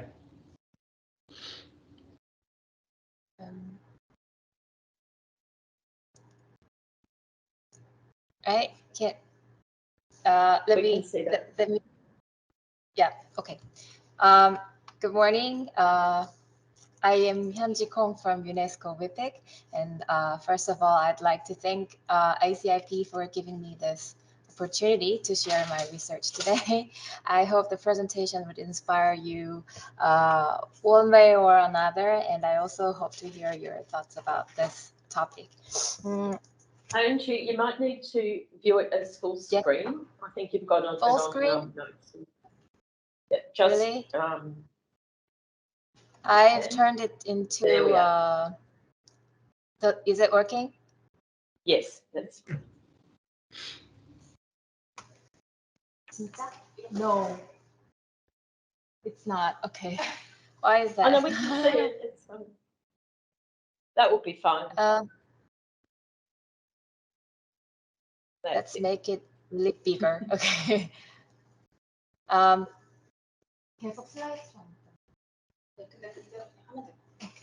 Okay, so as the title of the presentation indicates, I would like to bring you a slightly different perspective on heritage attributes. Can you hear me well? Yes, yes. I'm sorry. Yeah. I'm sorry.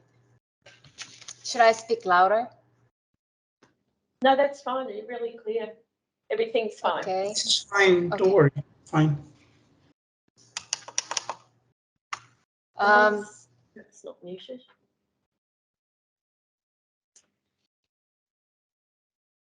Yes, just proceed. Okay. I'd like to begin with telling you briefly what the attributes is. I think you all know already about this, but the HIA toolkit provides quite clear definition about the attributes. And the attributes are the elements of a heritage place that convey its values and makes them understandable. They can be physical qualities relating to the material fabric and other tangible features, but can also be intangible aspects such as processes,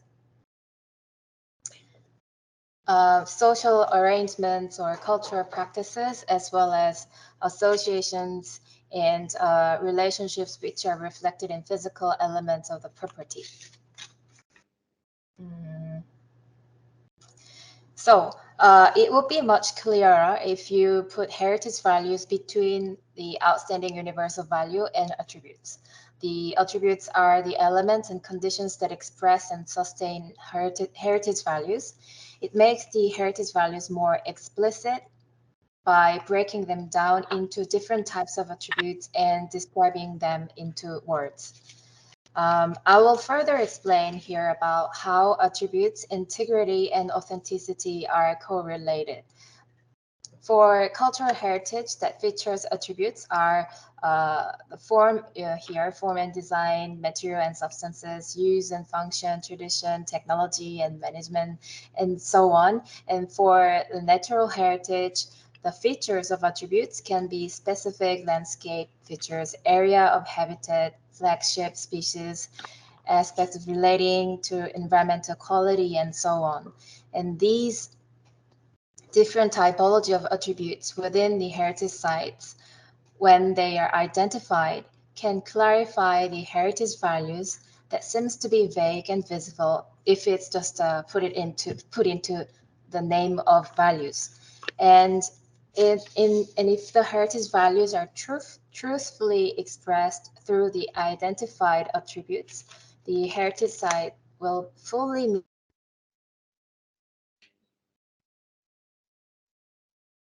for the integrity is related to the condition of the attributes. It is also important to make sure that these identified attributes here are drawn up from reliable source information and they are in the existence with completeness and wholeness. If the attributes are from credible source information and are in complete state as a whole, then the attributes prove that the heritage site has integrity.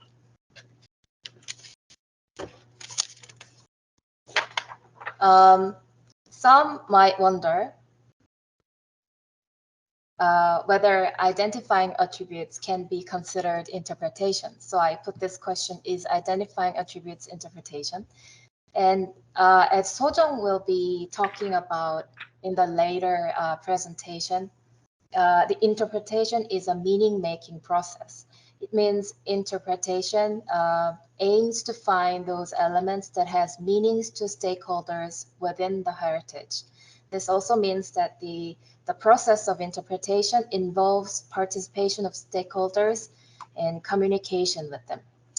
And identifying attributes is done in pretty much the same process as heritage interpretation. It specifies and visualizes why the site has OUV by specifying the elements that are of special values to the stakeholders of the heritage sites.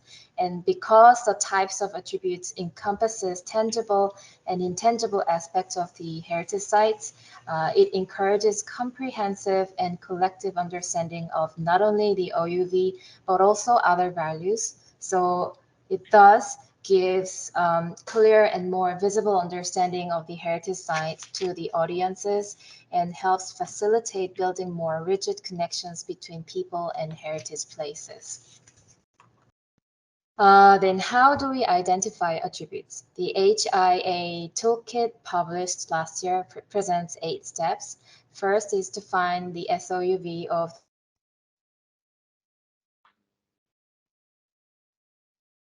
or I would say break down the SOUV to extract the heritage values and reorganize them, and then identify any other values as well. And then there comes a table which will be shown in the next slides. Insert the values related to OUV and other heritage conservation.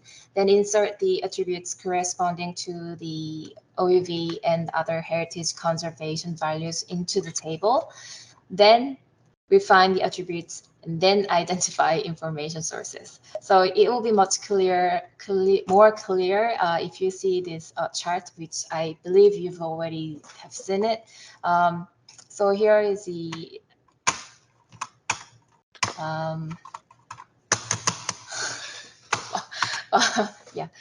here is the heritage values that you're supposed to write, and then here is the attributes which corresponds to these values. So so imagine that these values are break down into some elements, then it will be written in here under the attributes column, and then you also need to write the sources of information, where you got these sources from. It could be books, it could be some like oral evidence, yeah. And in the later slides, there, it's gone. Yeah, and and last year we did the attribute identification only for the Korea's World Heritage Sites last year, which was done by one of our research members, and we pretty much followed the process that the HIA toolkit suggested, but we simplified some parts and then came up with this conclusion. I'm sorry, it's written in Korea, but this is OUV and this is criteria. And then here is the value of values that the heritage sites are holding.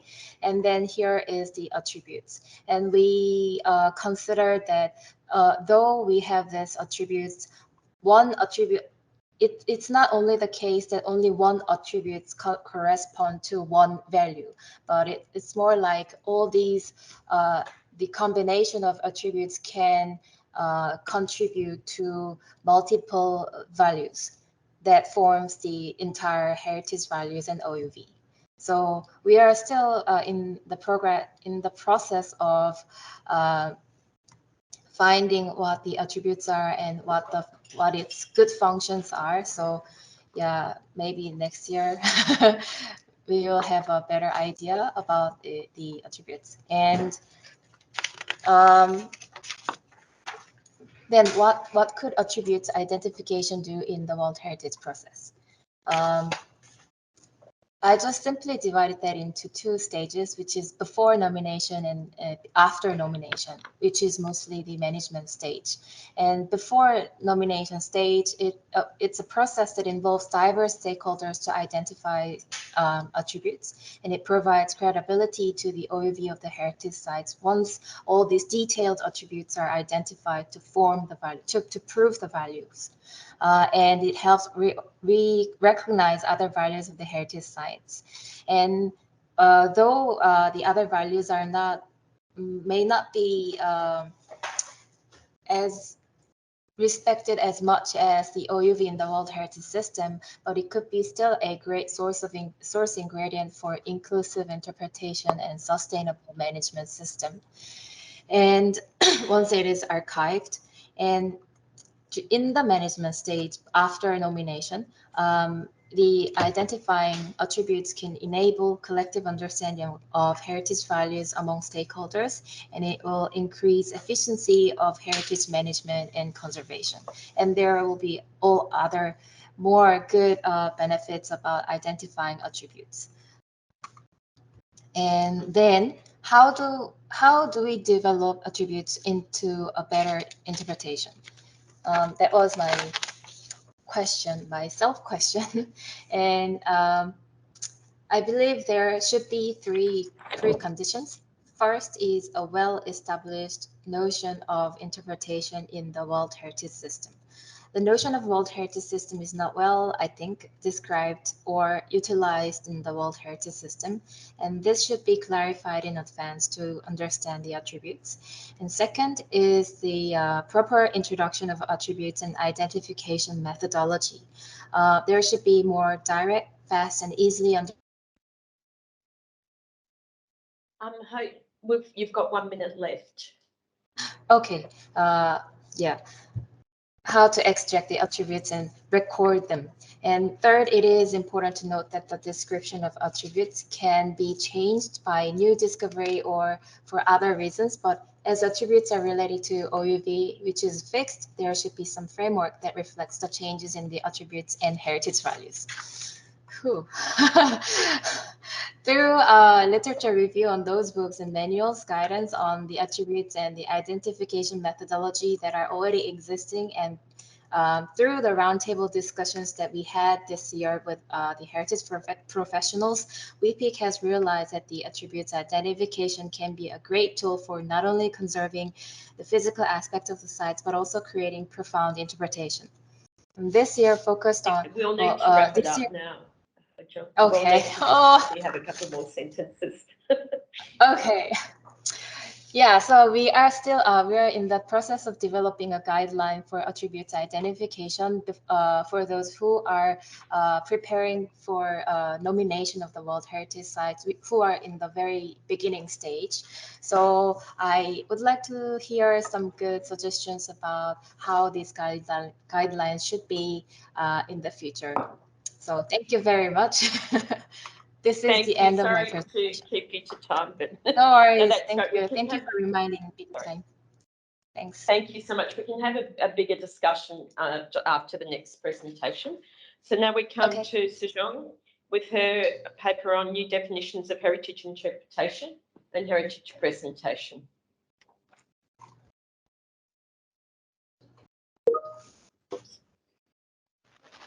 Can you see my screen? Yes. The slides on, yeah. Okay. Hi everyone. I'm Sejong. I work for UNESCO WPIC at Research Office, and today I would like to talk about the new definition of heritage interpretation and presentation. I'm in charge of the theoretical research.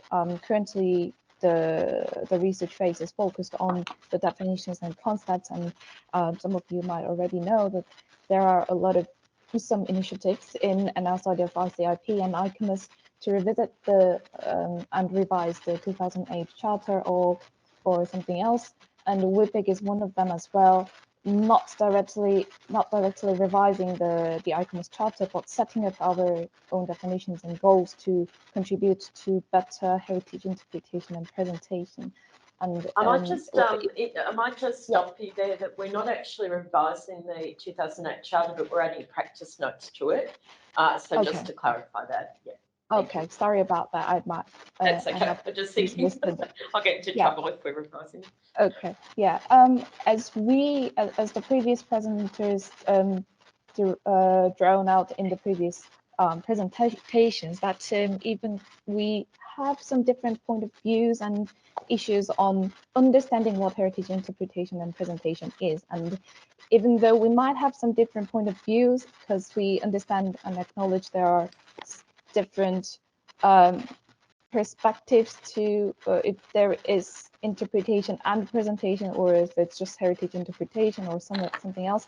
And but anyway, we think it's meaningful to share some findings that we drawn up from our research and then share it to all of you so that we can inspire and move forward to better understanding and better interpretation and presentation on site. So first of all, why new definitions? As we all know, the charter has been used for 15 years, and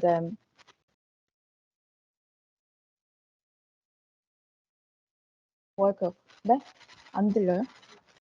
it was the emerging work of Enama Center and ICOMOS. They provided an international conceptual understanding of heritage interpretation and presentation with principles for those who work for cultural heritage sites. However, as Nils Silberman asserts in many of his articles, in 2008, charter is a process and not a product. So I think that's why the ICIP is trying to update the practice notes for this charter. There are some places for more discussion and evolution. So as mentioned in the charter, the definitions and principles of the charter are mainly focused on on-site interpretation and presentation. Therefore, when dealing with interpretation and presentation based on this charter, we can mostly think about what happens at the site, with experts and visitors learning about the site with guided tour, with some interpretive methods and infrastructures. However, can you nowadays, can you distinguish on-site and off-site interpretation? For example, a QR code explanation that you can access at home, or a virtual exhibition due to the maintenance of the site, or YouTube live videos to show the event of the site, what's happening at the moment. That was the one point I would like to point out. Also, another thing is that charter is focused on the cultural heritage and sites. So of course the charter claims to consider natural heritage and intangible heritage as well. But it is not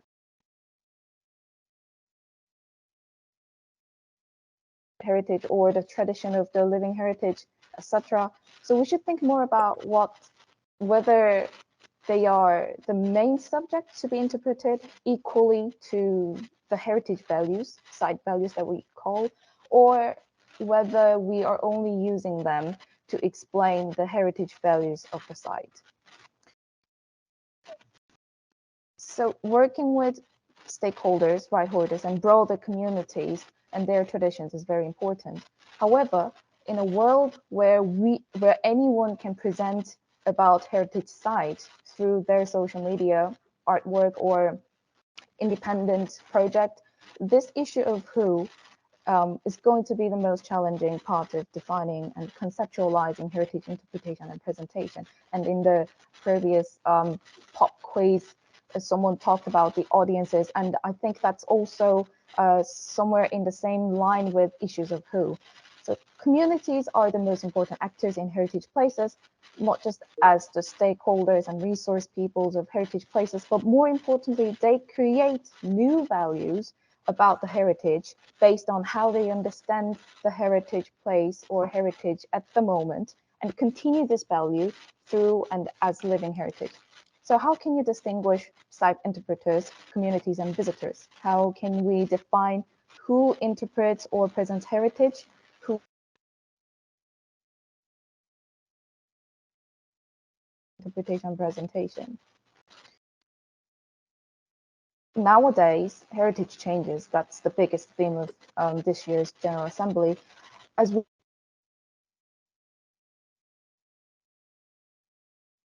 not just the physical changes on fabric, but also arouses on evolving understanding of what heritage is, what we can do with heritage, and what we should do to live and survive with heritage. So there is a powerful initiative to combine nature and culture, and tangible and intangible as well.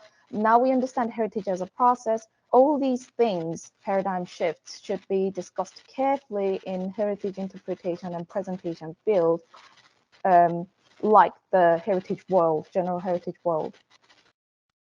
that's the background idea of what we are doing for definition of heritage interpretation and presentation.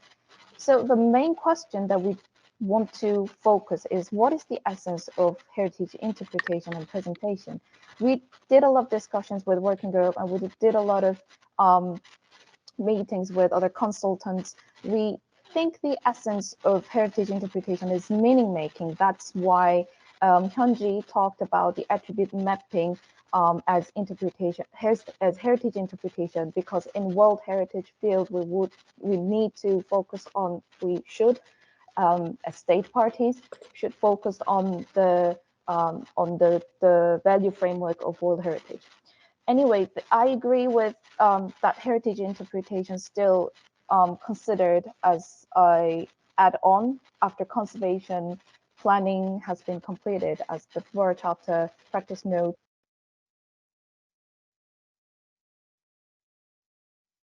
we do interpretation in the process of conservation and management as well. Then we thought the core aspect of interpretation is not an educational activity, not the communication, but it's meaning making to find out the significance and the heritage value. So that's why we also drawn out a little bit of this chart. It's the interpretation actually happens in all process, from the identification of value, communication, experience, participation, and placing, exhibition, conservation, legislation, all of it. So this table is a part of the literature review last year, and I have an analysis with some widely used definitions of heritage interpretation. Most defines the interpretation as educational activity or communication process, but it might be right when we think of what happens on heritage sites, and currently a lot of site interpreters or heritage interpreters covers educational activities and community process, but I think there is something more happening during the process of heritage interpretation, especially in the process that we find out what heritage values are. So last year we started our research, especially on the definitions and concepts, to establish those definitions with reflection of paradigm shifts and evolving discourse and what is actually happening in reality. So in this project, we aim to develop something we can use both in World Heritage and General Heritage places, and even more, our definition is expected to be used in movable heritage and intangible heritage, whatever we call heritage. This whole journey is a part of long-term research program, so we are currently in the phase of conceptualization and definition, but it will be followed by developing principles and general guidelines that all heritage professionals can use for their heritage interpretation and presentation, and more practical-based, practice-based research for the future. So the following questions are where we started this research. What is the essence of heritage interpretation and presentation? What are the evolved concepts of it? And how do people understand those concepts at the moment? So probably some of you might have joined, submitted the response for our survey last year, and probably we are expecting to do more focused on the heritage presentation as well. And how can definition contribute to solve heritage interpretation and presentation issues? As you might know, the Borough Charter practice note, especially on interpretation parts, that was written in 2013, and it draws a lot of issues regarding interpretation, but quite a lot of them are still has its gap and not completely solved. We are still on our way to solve the problem, those issues, and how to and figure out how to. So I hope this definition and concept will give some inspiration about it. Through more than 10 meetings, research sessions, and conferences, etc., we are still on our journey to find the definition, proper definition, which has yet to be concluded, as you see. However, I can share some aspects we have agreed on. First, heritage interpretation and heritage presentation are different concepts, those two have different roles and impact on heritage places. So they have the same, however, they share the ultimate goal to increase understanding and promote connections between people and heritage. To do this, interpretation and presentation take different processes or take different methodology.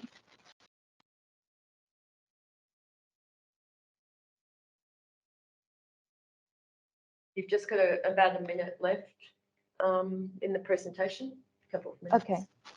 In many cases, they happen simultaneously with repetitive cycles. So, but not always. But this is quite clear to give the reason that why it should be distinguished in two different concepts. And heritage interpretation and presentation happens in all phases of conservation and management process to increase understanding and promote connections between people and heritage. So we agreed on following the draft that I showed earlier, that's the essence of heritage interpretation and meaning making. And this draft definition is what we're still working on the heritage presentation. We have not concluded or agreed on nothing yet, but it needs many more discussion for the rest of the year and after. There are some issues that we need to draw out. First, does presentation necessarily need audiences and targets? What is the essence of heritage presentation? Is it always involved with dissemination or publishing, or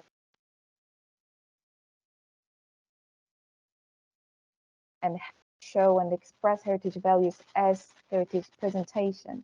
So that is where we are still working on, and the answers are open to concluded yet. Hope this gives a little bit of inspiration, and we're always welcome to receive your feedbacks and opinions or comments on it. Hope this gives more ideas about significant roles in the heritage world. Thank you. Thanks so much. Before we open this up for your questions, I might ask the people from the WIPIC to explain what WIPIC is and what because that wasn't explained obviously during the presentation, or wasn't really gone into, but also open this up for opportunities for everyone in this meeting and beyond to be involved with the great work that the Centre in Korea is doing. So perhaps either of the two presenters could just explain a little bit more about WIPIC, and then we'll move on to the questions.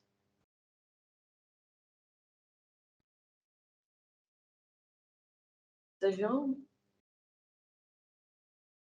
No? Okay. You good. Hyunji? Sorry, me and Hyunji is in the same room, so we're talking about who's going to do it. I think we can just briefly talk. Sorry, I should turn off my camera. I didn't know my camera was off. So WIPIC is the Category 2 center under the UNESCO, and actually we are working focused on the heritage interpretation and presentation to contribute to the UNESCO agenda, of course, focusing on the World Heritage Sites. However, we also understand that World Heritage is not perfect system, so we try to not to neglect the national or local values or local heritage, but also try to, to try to find answers overarching heritage world. Our function is focusing on the research, capacity building, and informatization, like digital information platform, something like that, and also networking for the state parties regarding the World Heritage and heritage professionals. So under that overarching functions, each of our departments are working on some different projects.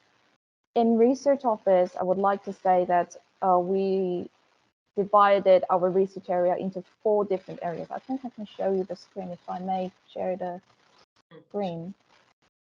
It's very clear. Fortunately, I made it for today's another meeting. So our research office is focusing on 4 different things. theoretical research is what I'm working on, the definitions, principles, and guidelines, how to make decisions for interpretation and presentation.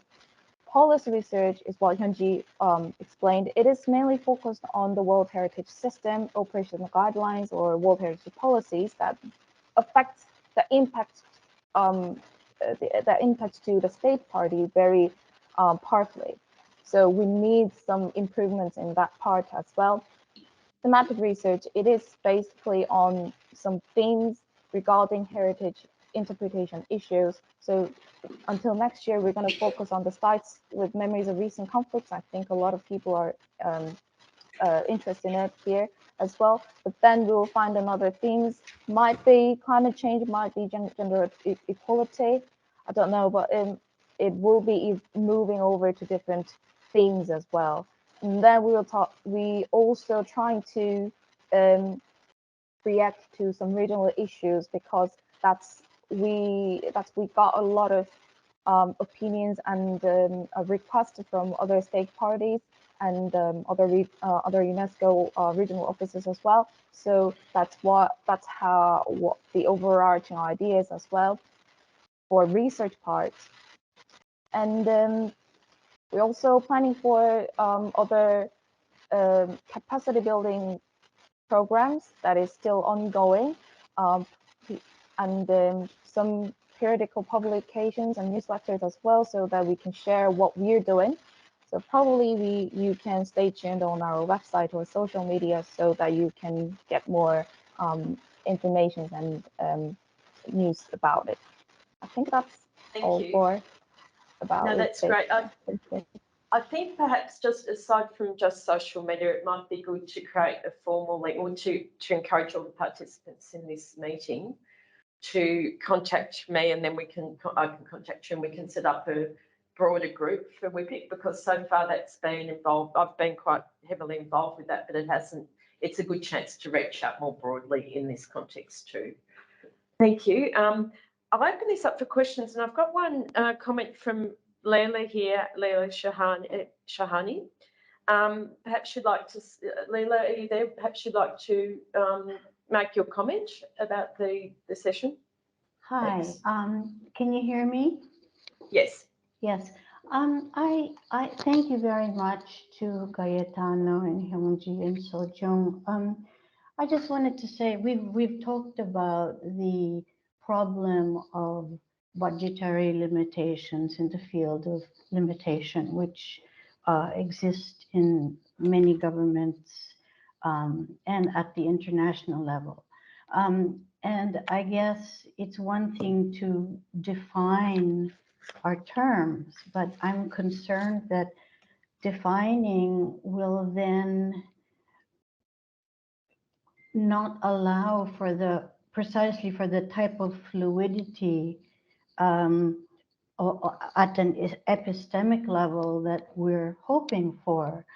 In other words, we want governments to invest in interpretation, but from what I've seen, they're very invested in certain heroic master narratives which privilege certain ethnicities, religions, genders, etc. And so there is this sort of lip service to inclusion, but it doesn't really translate to actual implementation. In my experience, for example, getting the budget for historical markers in more than one language that convey complex histories for, say, a colonial site. So I guess my question is, how do you implement, how do you encourage governments to implement the notion of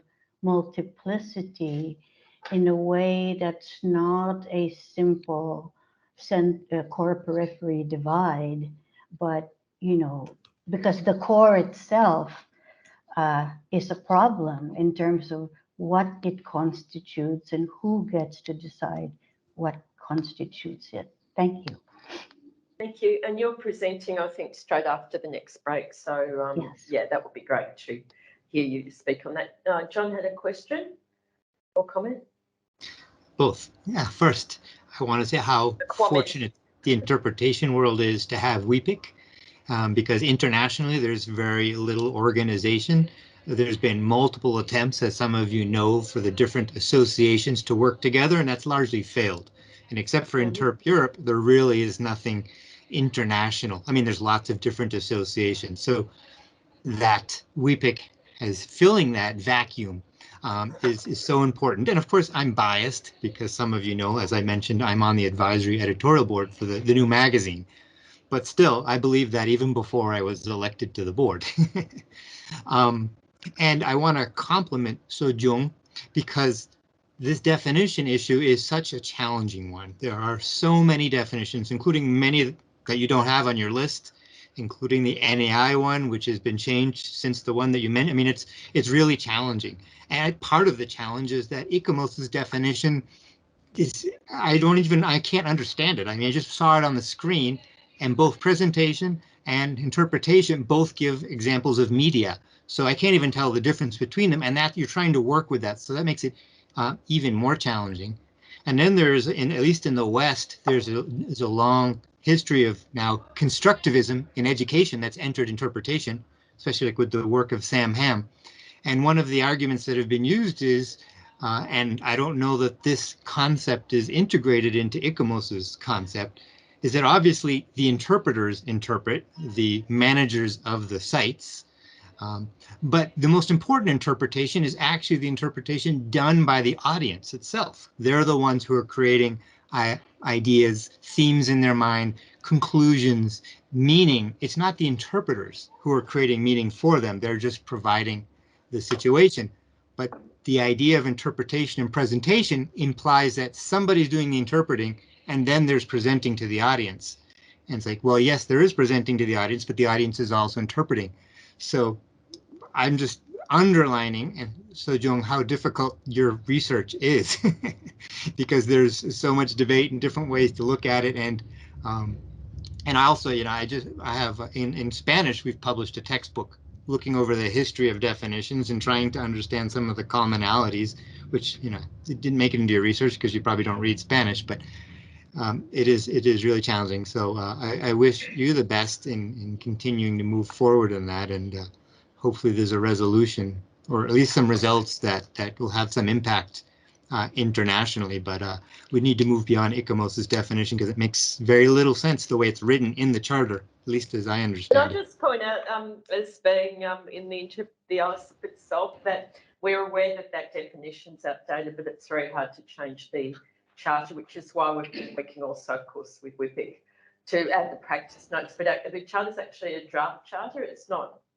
been sort of ratified. So I think we can sort of almost put the charter aside. It was never formally accepted. So anyway, Neil will have something. That's interesting. I didn't realize. I think Sam Ham's moved on to look at audience as well. But one of the issues to me is what I'd like to see, this is a challenge, is an example of interpretation, what it is that's not presentation. And I'm not asking people, so what is it that's not involving any form of presentation, written, visual, and so on. So if people can answer my challenge, I'll be really happy. So anyway, let's open this up for more questions and comments. Thank you.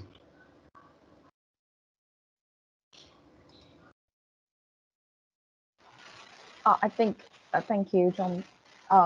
It is actually very true that collecting definitions and making some consensus on what is heritage interpretation and presentation, even in our team or even in our working group, they all have different ideas and they all have different perspectives on it. So it was really challenging to find somewhere that we all can agree with.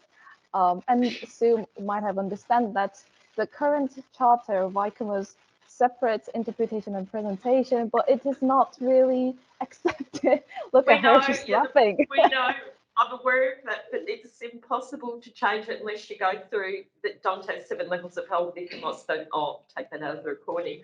So I think it's more that also the charter, which was done really with really good work 15 years ago, many things have moved on, particularly the notion, I think, of complex media, such as immersive media, which might make that differentiation between interpretation and presentation quite hard, because previously it was really referring to things like signs and visitor centres, like panels, whereas now the media world's very different. So we know that, but I think the ship has sailed or parked, as it were, it's in the docks. So I think if we just keep accepting that it's outdated, and these new definitions will supplant it probably. And I will try to work with ICOMOS a bit on that, but I think we can't take that charter as fixed anymore. And it's unfortunate it's still being cited so much too.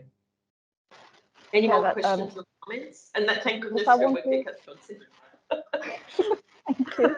Just moving over from the charter explicing it, I would like to point out that we, in the conservation and management process, at least our research team and our working group recognize that we are all actually doing interpretation, but we didn't really actually code it interpretation. So that's why we're enlarging and reconceptualizing the definition and trying to, focus on what is really important, not just, showing up on media for fun. That is also important part, but also in our interpretation industry, we need to think more broadly for inclusiveness and etc. That's what I wanted to say. I think what's really encouraging is the huge diversity in people here at this meeting today. John's quite right about the international interpretation scene, 100% right. So we're making a different attempt here, and I think cultural heritage is starting to get more recognised within the interpretive world, I think, too. Yes, please. I had a quick question. Yes, go right ahead. In terms of international guidelines, are there any documents which also has like accessibility based interpretation guidelines, say for example, so, really? John, like, you might know. For example, Braille or sign language based representations. I'm not aware though, John, you might, and the others would be, all the other experts, you might be aware of this, but it's not been prominent, no. It's not part of any definition that I'm aware of, but it is articulated in multiple principles of interpretation. Beck and Cable have one of their 21 principles is on accessibility. Pretty much every textbook talks about the importance of accessibility. NAI is so into inclusion and accessibility right now. I mean, now and probably forever, because it's new and it's emerging. How much of it is implemented in that case? I'm sorry, I couldn't hear. How much is implemented? How much of it is actually implemented at ground level, even if it's on paper? Well, in a lot of countries, including the United States, it's law. At least, but it's the definition of accessibility is expanding to understand. There are international standards for document accessibility, PDFs. I mean, there are many different standards in all walks of society for accessibility. Some places they have to do it. Other places in developing countries, here in Costa Rica, well, we're behind, but it's appearing in more and more places. I have a student doing his dissertation, well, thesis, not a dissertation, on accessibility in a national park here. So I think you can find it very widely, at least in the Americas, and I'm sure in Europe as well. In Asia, I'm not as, in Africa, I'm not as knowledgeable.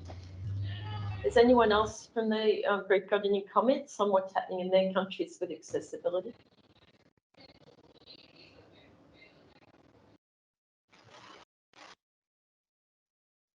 I think it's usually in Australia at the implementation stage, or you have to consider it when you're doing, as John said, panels or media, but it's part of the guidelines here too. But it's not embedded in any charters, from what I know. Any more questions or comments for the panel?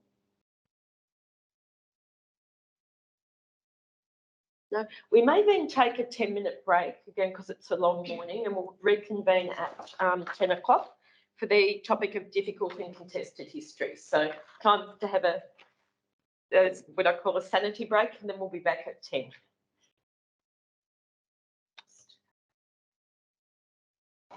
Thank you so much. Thank you so much. Thank you, everyone. Thank you. See you in a minute. Sure how to turn it.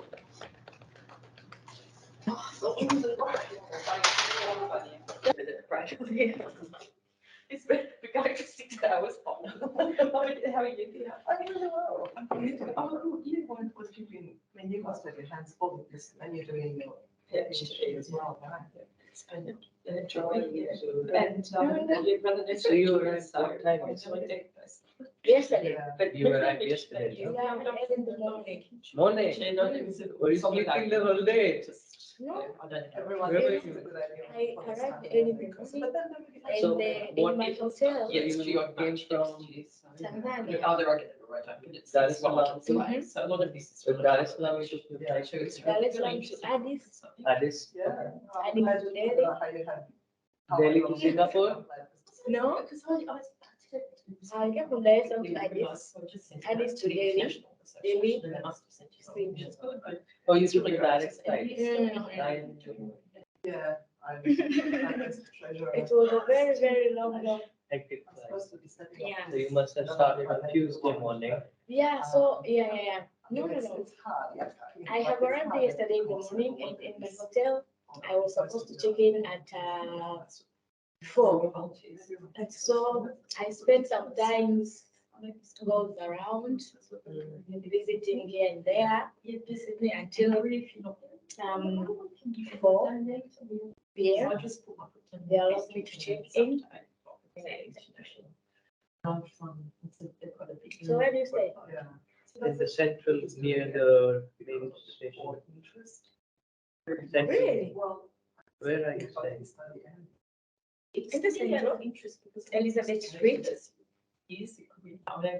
And you? Where are you staying? What the name? Why The is it? street. I can't remember the name. Okay. It's a hotel or Airbnb? It's actually it's hostel. I mean, they call it hotel also. But I don't really prefer hotels. They make me feel it's out of place for me. There's too elites. Oh. I don't really prefer that. Okay. Gives you an environment for We shouldn't. luxury. We should. You know. Maybe I don't say you should look at the right story. It's got basically different sectors. So camera always has problem with the trace. So it's sort of my years of frustration probably. But yeah, no, but it's going to be good. So that was interesting. I was sort of approached to the president, which is nice. But that's also really interesting and it's exciting.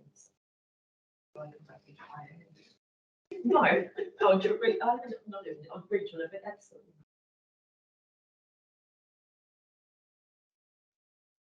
John, can you hear me? Oh, great. Always terrified something will go wrong with me. The whole thing. I can hear you. Hopefully you Thank can you. hear me. Welcome back, everyone. And I'll just check if Leila's here at the moment because she's presenting. I'm here. Excellent. That's a relief. Thanks. Okay, I'll begin by this is. I think you look like a technical expert there. So if this doesn't work, I'll call on you. Let me just get I've got the presentation here and I'm going to screen share now because Leila can't upload the presentation, so I will screen share. There you are. Can everyone see that?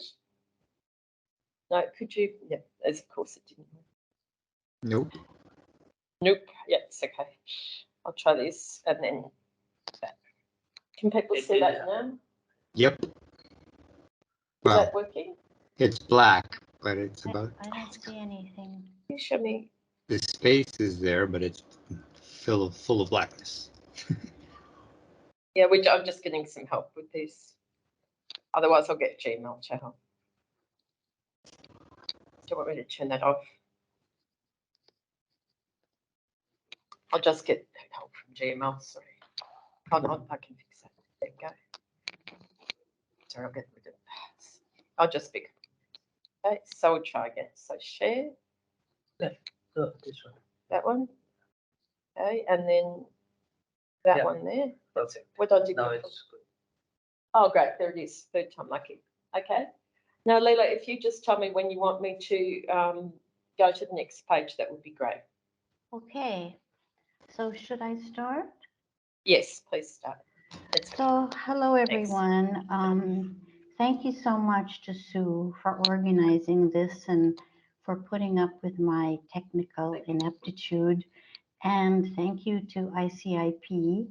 So I'd like to talk in this presentation about monuments and the politics of memory in the Philippines.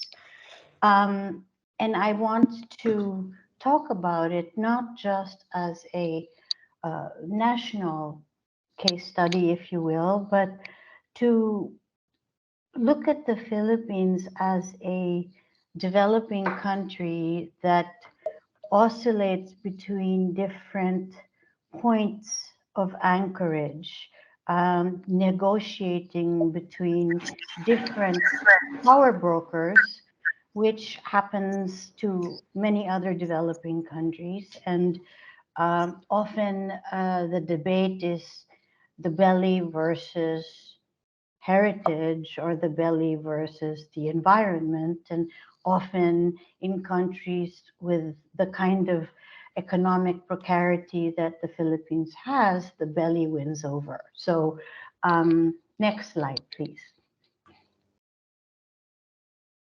I'm just gonna go over this quickly. So just for those of you who don't know about the Philippines, it's over 7,000 islands.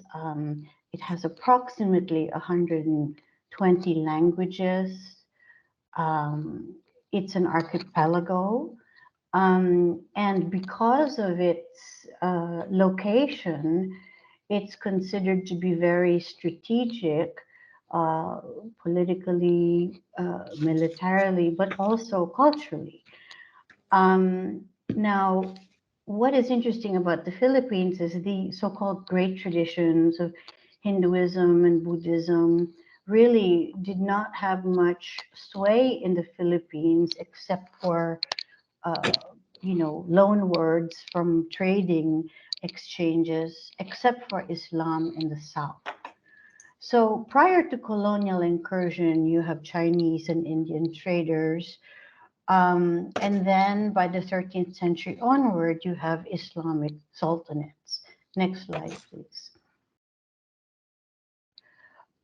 So really, when you say the Philippines, the notion of the Philippines is 1870s onwards. But really, prior to that, it emerged conceptually. It began through Spanish colonization in the 1500s, and then the US were there, and the Japanese were there during the Second World War. And so what you see are uneven attempts at decolonization and nationalist resistance. Next slide, please.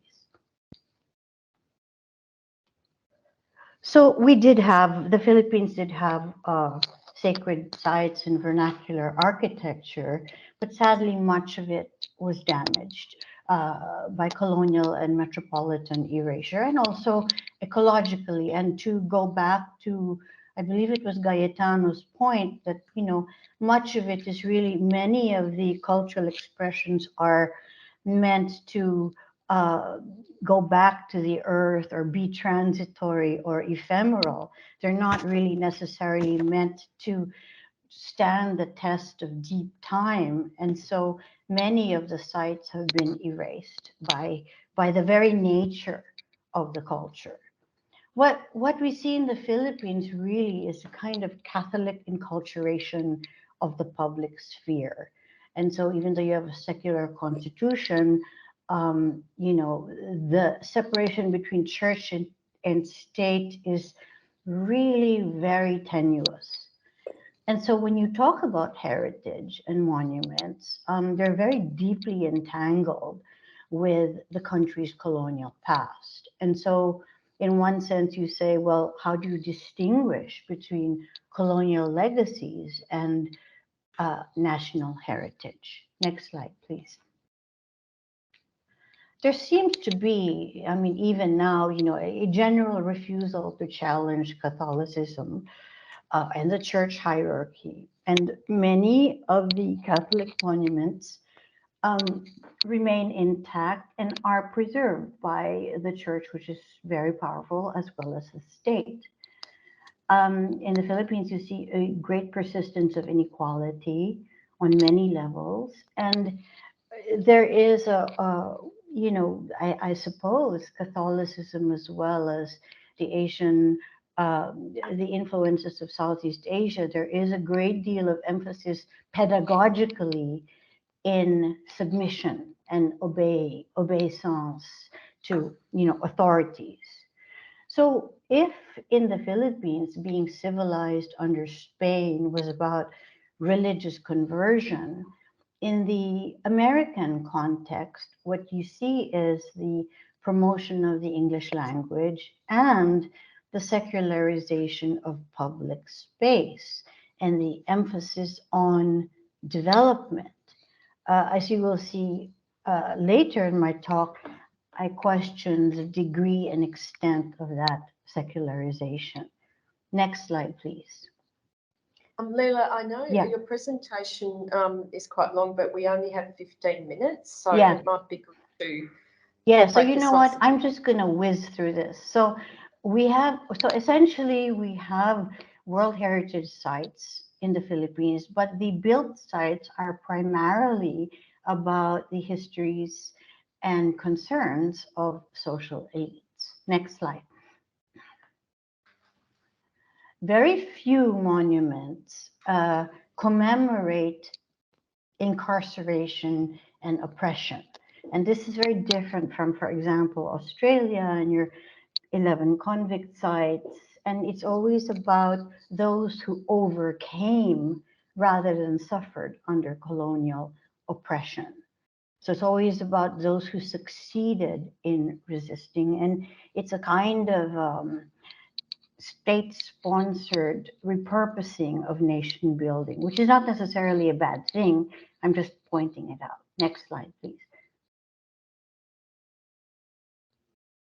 So what I want to talk about here is the difference between heritage and history, at least in the nomenclature of the Philippine state. So the money and the time and the energy goes into those who were triumphant against forms of oppression. But social histories or eclipsed histories of peasants, you know, women are not necessarily considered to be heritage. So a lot of the historical figures, male historical figures, the monuments for them are called shrines, and they're primarily male. Next slide. So, you know, to this day, these are, you know, 7 men and 2 women. Next slide, who were considered to be heroic. We can discuss these at greater length in the Q&A. But it's essentially, again, glorious victories or heroic defeats. Most of them hail from the social elites, and it's male activity where many women's achievements are not heralded or recognized. Next slide, please. So, for example, in the Gallery of Heroes in Manila, in the Rizal Park, there is not one single female figure. Next slide. I'm whizzing, Sue, I hope I'm whizzing fast enough. So essentially, what I want to say here is that the women who are commemorated could we go back to the slide, Sue? Yes, the sorry. women who are commemorated have often been related to powerful men. Next slide. So, you know, again, all the women that are sort of historically recognized come from family relations where they, you know, had access to power, which is understandable and is not necessarily unique to the Philippines. Next slide. But I do want to point out that in the National Historical Commission, when it talked about, you know, 5 women among 20 who were considered to be heroic in Philippine history, these are the types of occupations that are considered to be laudable. So you have someone who was a spy, someone who was a commander in a rebellion against the Japanese. You have someone who gave food and shelter. Next slide, please. You have someone who was a scientist, inventor of the clay oven and banana ketchup, and someone who was a medical doctor. And so essentially what I'm saying is that the women who are considered to be acceptable culturally seem to be, if you look at the master narrative in school textbooks, state-endorsed events, it's those who fed, treated, and sheltered guerrillas against colonial occupiers, those who fought in the anti-colonial resistance themselves, or women who straddled both. Next slide. We've only got 1 minute left, Leila. Oh, so dear. what do you think? Yes, we've got, but that's okay. We can move into it in the discussion. But what do you think? Sorry. Yes. No, that's okay. Can you summarise that for us? I'll just whip through this. Perhaps where would you like me to go so that we can start wrapping this up? Okay, so I am saying that women who are seen as having been sexually active, whether they were involuntary or voluntary, tend to be swept under the table. Even those among the upper class, and certainly in this particular case, I talk about Filipino comfort women under the Japanese occupation. There was a statue in the center of Manila that was taken down. If you could just go back one slide, Sue. A statue taken down in the middle of the night because it was offensive and it referred to sex slaves during the Japanese occupation of the Philippines in the Second World War. Next slide, please. Thank you. Now we've got to finish now. So yeah. Is there one other point that you'd like to make? Is there something further in the presentation that you'd like to highlight before we conclude? Yeah, why don't you just sort of whip through it and I'll speak as you keep going. Yeah, so there are very few ordinary people. There's so much commemoration of colonial monuments, no reference to, you know, the suffering under colonial rule. And so, you know, in one sense, like with the Haidas, it's great that they celebrate that which is successful and strong and beautiful and powerful. But part of the problem, go ahead, please keep going, in the Philippines is that people have forgotten,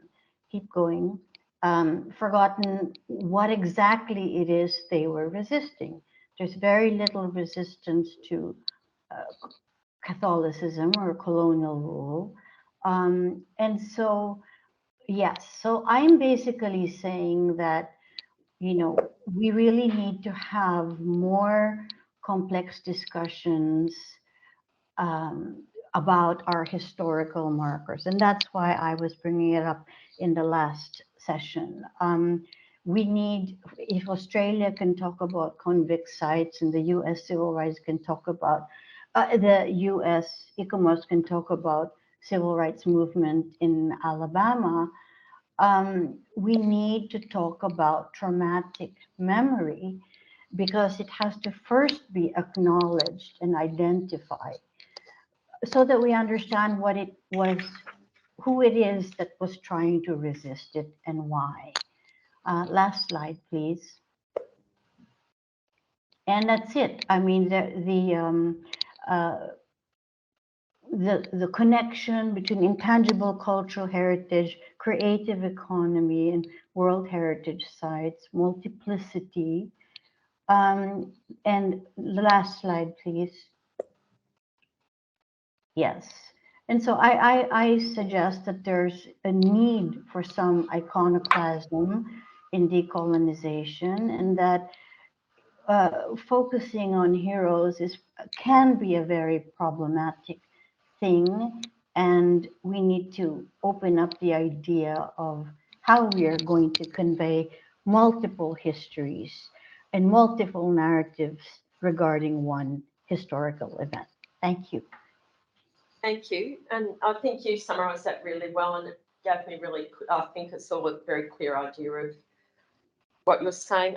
We've got about 10 minutes now. There've been a few program changes, so we'll start our last session at 10:30, and then we'll have half an hour for Q&As after climate change. So in the next, until 10:30, I'll ask people, and I know there's a number of people in this meeting that have faced, perhaps all of us have faced similar issues. So can we kick the conversation off, please, by asking, reflecting on what Lila's had to say, perhaps in terms of issues in your own country, but also in terms of what interpretation can do to address these issues of what we call contested history. So who'd like to speak first? Sue, did you mean to turn off the recording? I see it was just turned off. Was it? It's still going. Oh, it says recording has stopped, but anyway, that's all I can see in the chat. Oh, it still says it started recording on my computer. Oh, well. Okay, sorry. For the best. See it up there in the corner? It's still recording. Okay, we'll soon find out what we. So maybe I'll stop it and start it just to be sure. Okay, it's going. All right. Great. Okay, so who'd like to speak first?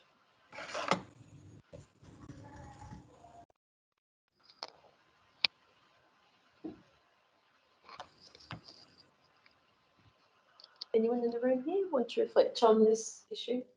Questions?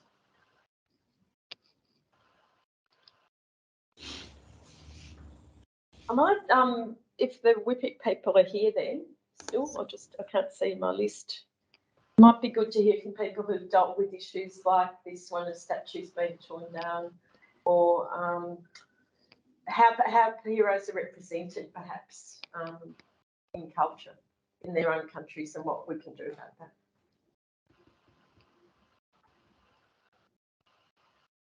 that. Sorry, Sue, could you please repeat again? Yes, I was thinking that Lila's paper looks at the issues of what we call contested histories and how certain people are only represented in memorials and statues, and what happens to people who've been left out, what happens to people who don't fit that narrative or who are subversive or sexual in the case of the Philippines. And I know that working with you all in Korea, you've had the issue with the Meiji sites, of course, in Japan. So I thought there might be some other people that you could just comment a bit on what strategies we have started to think about to address these issues, because they involve contesting power, don't they, with the government that's putting the statue up. So how do you think we can all tackle this?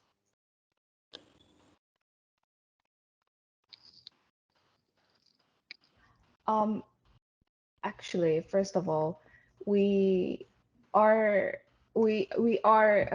different in I think Sue, what you're talking about is what UNESCO Korean Commission was focusing on. Right. So it was a bit different. So and I can see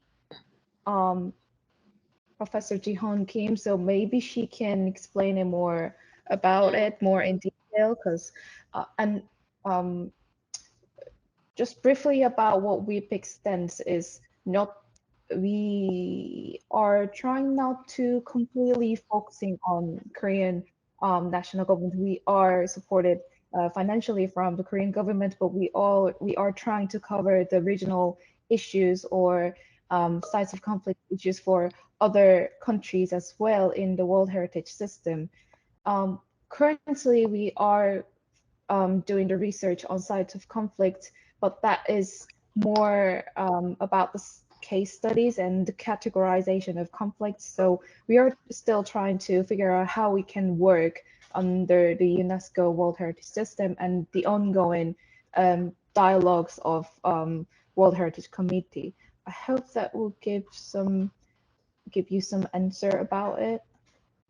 Yes, no, thank you. Just, I know that that's something that not you, but the Korean National Commission's been working on. But I think John's just mentioned that the private non-profit sector has a counterweight role to the government narrative, and that's a really great pick-up because in Australia, I think there are statues of women going up now because it's largely male statues, but there's been quite a big movement to put up women's statues, some of it funded privately. So that's a great point, John. Well, I just want to address what John said. I agree with you, but there has to be a way of vetting private interests as well. Non-profits, private NGOs, they all have interests, and there should be a way of making sure that it is, in fact, not glorifying one particular individual simply because that individual has the money to have himself or herself glorified. But who would do the vetting? The government? Well, it would be, I guess, the academic community and advising the government. I mean, that ideally would ensure some level of representation of different sectors and different voices. One check that exists a lot is public opinion. Certainly in the United States, they put up monuments of things, whether it's the government or private, and the public reacts, and that can bring monuments down. It's not an institutionalized vetting, but perhaps it's better because it represents a wider diversity swath of the population. Yes, but the beauty. It's right. Sorry. So you go, Lynn. I was just going to say the beauty about countries like the US and Australia is the middle class is fairly sizable. I mean, relative to the rest of the world. So the income differentials are a little less stark. And so civil society has no problem expressing itself.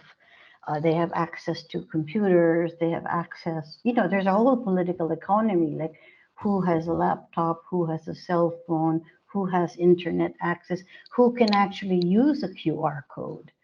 There's a lot of parts of the world where, people don't have internet or don't they use radio, they don't necessarily read. So, it's a problem when we talk about inclusivity. Is a QR code inclusive? That, it's an important question. We all like to think that, but again, I mean, there's such access.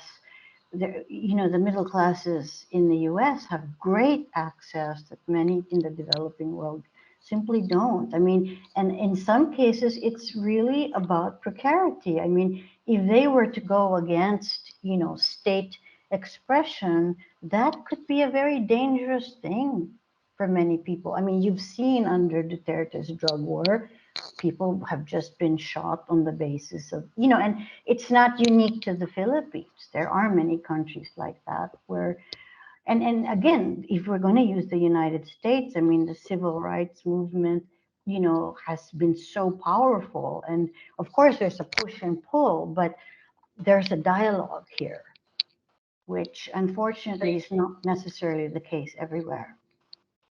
Thank you, Leila. And so, Jean, you've got your hand up. Yes, I think I can share the case of South Korea for Lila, because we have the same issues of that sexual slave under the Japanese occupation. We used to call it comfort woman, but now we changed the terminology into sexual slave because there is still victims who are alive at the moment. I think I can share what Korea is doing at the moment, because they are taking the approach not just the sexual slave, but also in terms of human rights. So it is actually against the human rights. So they're trying to enlarging that issue, not just the sexual slave, but also including the forced mobilization during the Second World War. So so the Korean government established a museum to show how it happened, how their ancestors and how their families dealt with those kind of memories, and how the current victims who are still alive are dealing with those memories. I think those kind of very complicated issue, because it is, as you mentioned, it is a bit easier to deal within the interpretation and presentation if it's overcame, or if it's already been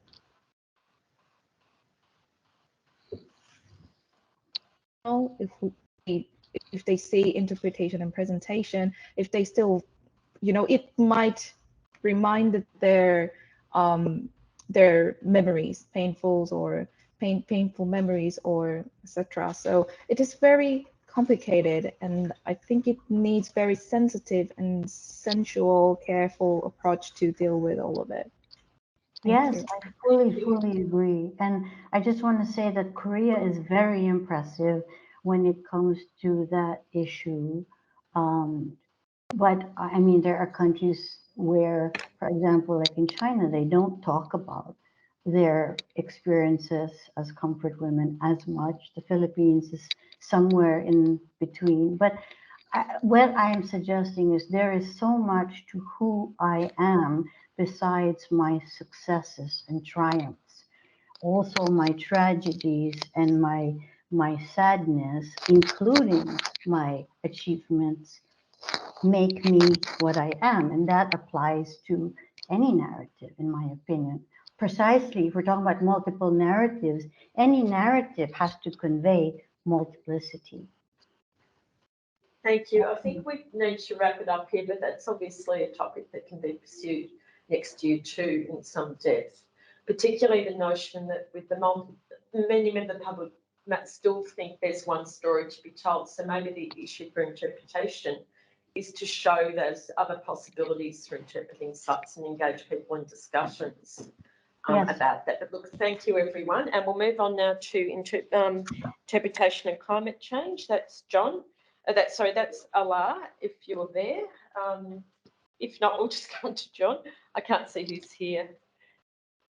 That was by Alaa Ababna, interpretation and climate change. So are you there?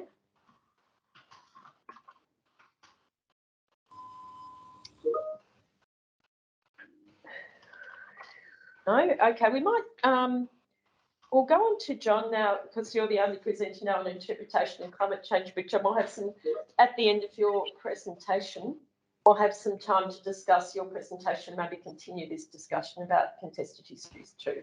So please, thank you, John. I'll let you share your screen now.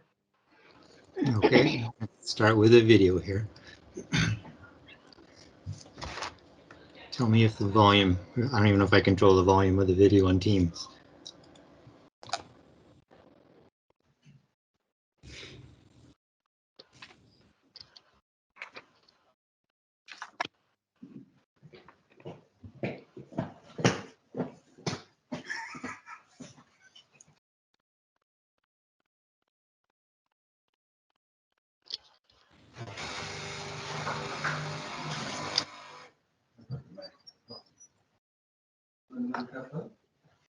Has that got sound, John? Can you not hear it? No. No. Is there a button I need to push to make the volume work? I don't know. I'm looking at Teams. It's worked elsewhere. Maybe on your computer, I would think. I don't use Teams much, so I don't know if.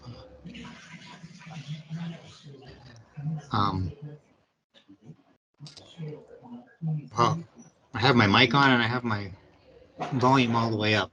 So I'll see if it can. Unless you want to try to play it, I gave you the YouTube link. Yes, okay. Can you send me the link and just take a moment's break and I'll download it. Yeah, I'll just put it in the chat.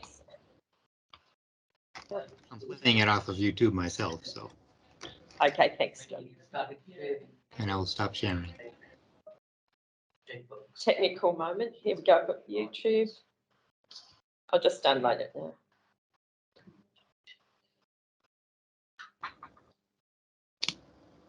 So I'll just have to cut and paste it into YouTube.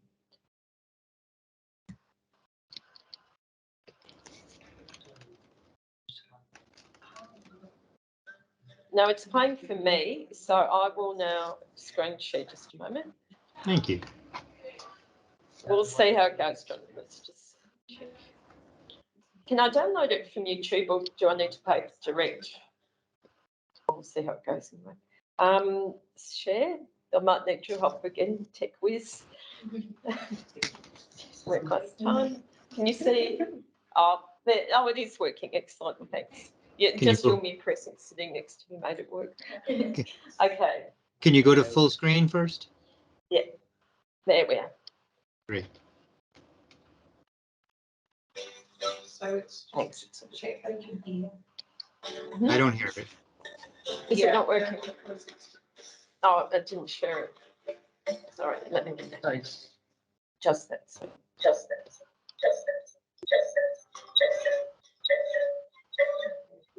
It's gonna. Sorry. Oops.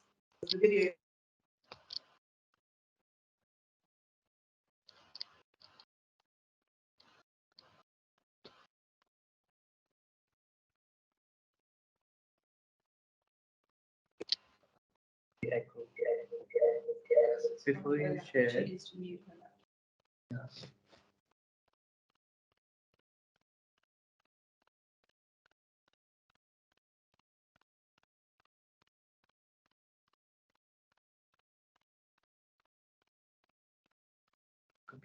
Oh, great. Thank you. I'll do it. It won't.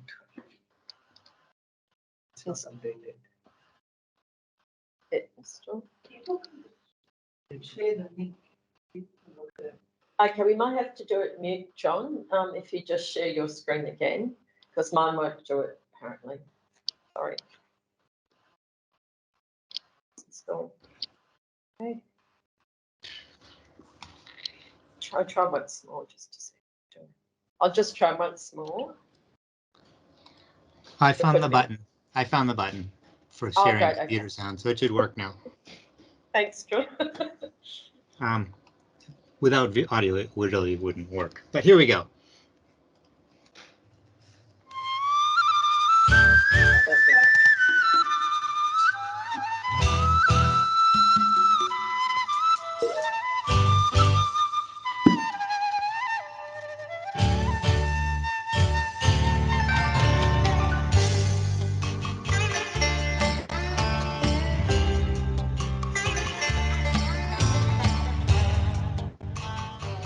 There comes a time in a civilization's life when it must make a tough choice.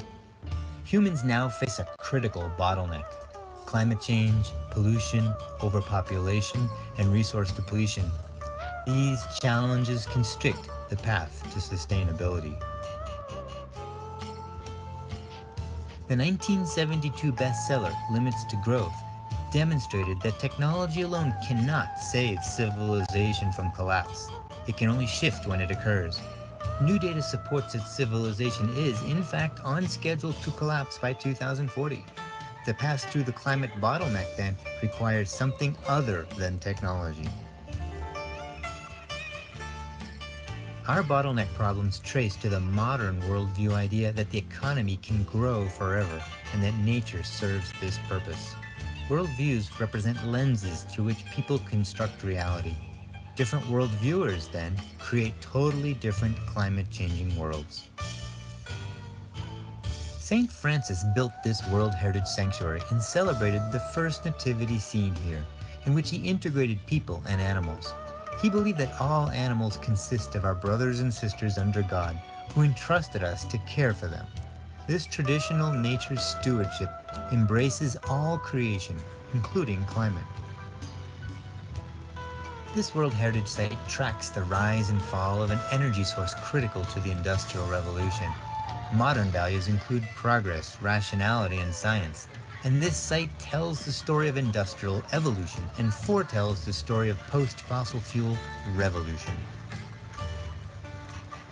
When on Fridays, instead of going to school, Greta Thunberg sat alone to protest climate inaction, she incarnated postmodern values of equity, justice, community, and empowerment of silenced voices. Heritage interpreters help audiences make deeper meanings about heritage. Interpreters may be educators, docents, museum curators, naturalists, or movie directors. Because they help people appreciate heritage, they are best positioned to communicate with those of different worldviews. By interpreting heritage forged of different worldviews, interpreters mobilize corresponding values to inspire climate action of people who identify with those values and stories. To survive the bottleneck, avoid dire climate effects, and escape collapse requires swift action. Humanity will not suddenly attain global consciousness bathed in sustainable light. Climate interpreters therefore must leverage heritage so that people embrace rapid action, whichever worldview they hold.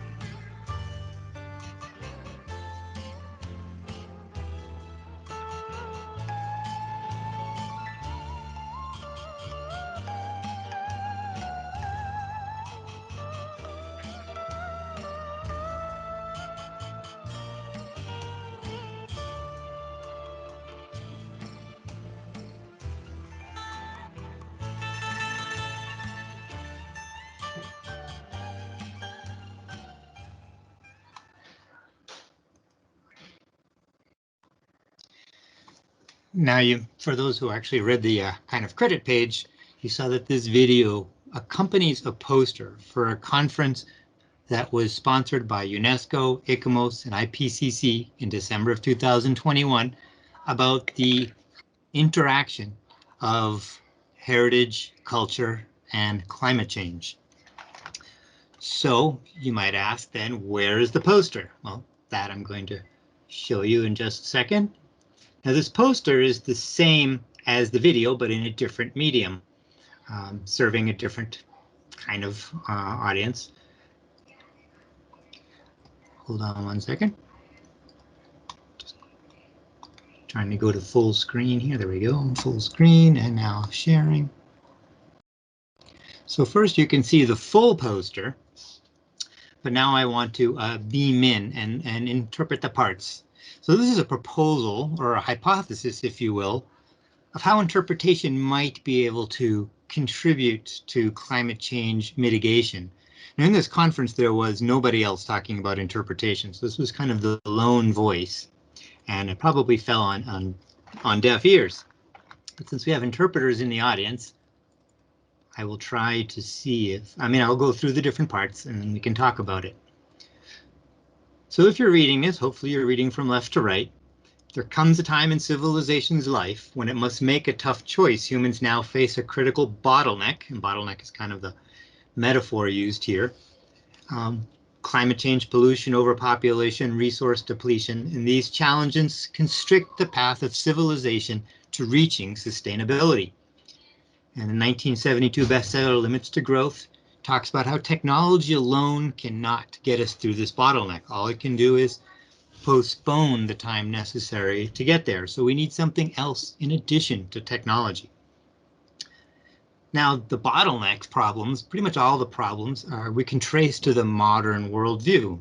For those not familiar with the modern worldview, is the one that emerged about 400 years ago in Western Europe that emphasizes individual faculties, competition, rising up in social rise up in the social mobility through your own intellect and capacities.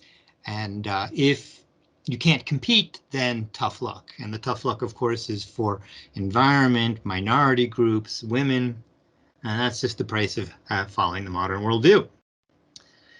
So the point here is that different worldview lenses, whether it's modern or otherwise, actually see the world differently, and they create a different understanding of climate change. So heritage interpreters then need to help these different audiences understand through their own worldview how they might contribute to the changing climate and all of its effects. So what we want to do here then is link heritage interpretation and interpret through different worldviews. It's very common, of course, in interpretation and really much all communication branches to focus on the audience. As Sam Ham would say, audience is everything. Because how do you fashion a communication act if you don't know your audience very well? But worldviews is extremely important, but usually left out of most people's conceptualization of audience profiling. So here in the number 6, to survive the bottleneck to avoid dire climate effects, escape collapse requires swift action. And because humanity is not going to suddenly reach a higher level of consciousness, like so many people would like, why don't people just get it, right? Oftentimes people use what's called the information deficit model, especially climate scientists. If the public just understood about climate, then our problem would be solved, because then people would be moved to action. But of course, that's false. It's not just about a lack of information. It's about how people see the world and understand the world. So how might we leverage different World Heritage sites for different worldviews and try to move them to action without having to try to use the same message for everybody, which isn't going to work?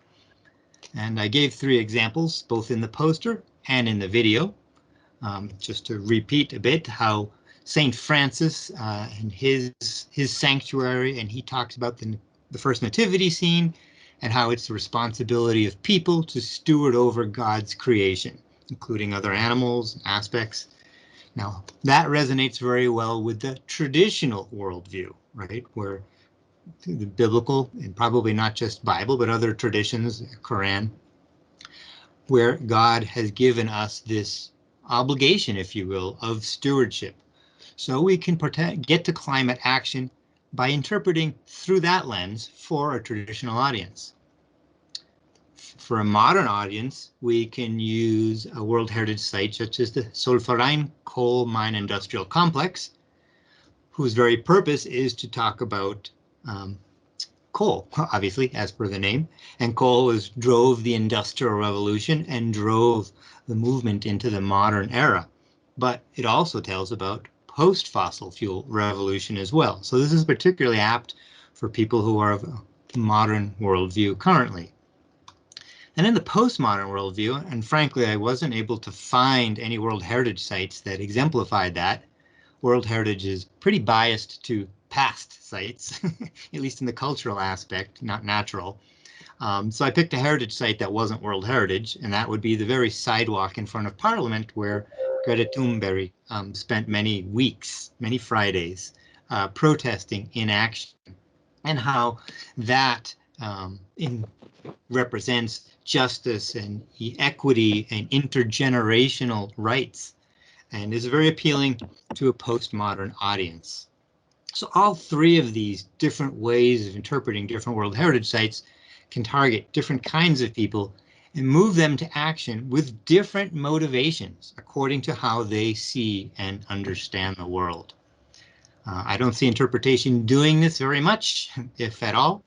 That's why it's just a hypothesis at this time. So that was what I presented at that conference. Turn that off. And that's basically what I wanted to share. And I guess since I imagine I have several minutes to go, and I guess since there's nobody else doing climate change, I don't know if the Q&A can start now. It can, yeah, I think that's a good idea. And I'll just highlight, we've had the final presenter I don't think they received some correspondence. So the presenter at Boscock is no longer, I think, able to present. So I thought what we could do is spend around 15-20 minutes on Q&A for John's session, and then open it up to have final thoughts for the next conference after that, so we can finish a little bit earlier. So that was the next presentation was at 12 o'clock Australia time, and that's not there now. So All right, so I'll open this up for questions and answers to John.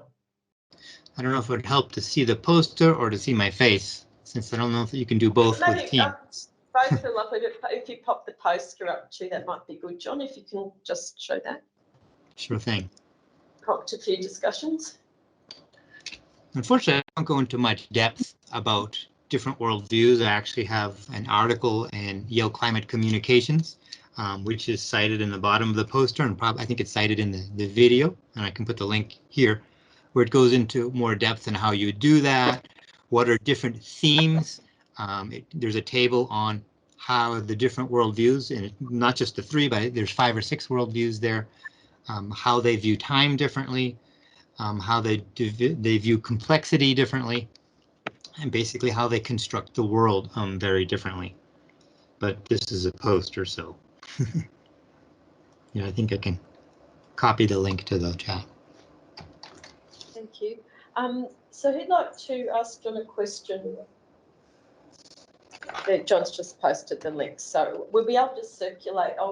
Just a quick thing with the conference presenters, I'll circulate a request for all of your permissions for me to circulate everything after this conference. So I'm guessing you'll receive John's presentation too. There's someone in the chat there. I'll just check who that is. So that's you, John. Yeah, that's I'll the ask title. you a question. How do you, you said not many people are tackling this with interpretation, but what do you think are the main things we could do? That's a big subject in UNESCO at the moment, interpreting ECOMOS, climate change. What role do you and others think interpretation could have in a practical sense within these groups to help people? I know you've started to answer this, but perhaps you can extend a little bit on what we can all do to incorporate climate change into our own work when we're thinking about any heritage site. Well, I didn't actually say climate change isn't being interpreted. I said worldviews aren't used in climate change interpretation. But nonetheless, there is a concept called a hyperobject in the literature. And a hyperobject is an object that is distributed across time and space, so widely distributed across time and space that it's impossible to see or fully understand the concept from any one perspective. Climate change is an example of that. You can interpret climate change through history. You can interpret it through, the capitalist evil, through the necessity of equity and poverty in order to address climate change. You can not even use the word climate change, because the term climate change was actually given to us by the oil industry to fool us into thinking what they were doing was natural. So I generally don't like to use the term. So there's many different perspectives, and it affects every walk of life, whether it's food, whether it's heritage. I mean, much heritage is now being threatened by climate change. A few years ago, there was a study of 50 or 60 World Heritage Sites, coastal heritage sites, that will probably be lost in the next 50 years. So it's really hard to imagine any topic that's interpreted that doesn't have a climate change connection. There is a museum, I forget where it is in the United States, called the Climate Museum. I don't know how well they interpret it, but that is their entire topic. Thank you.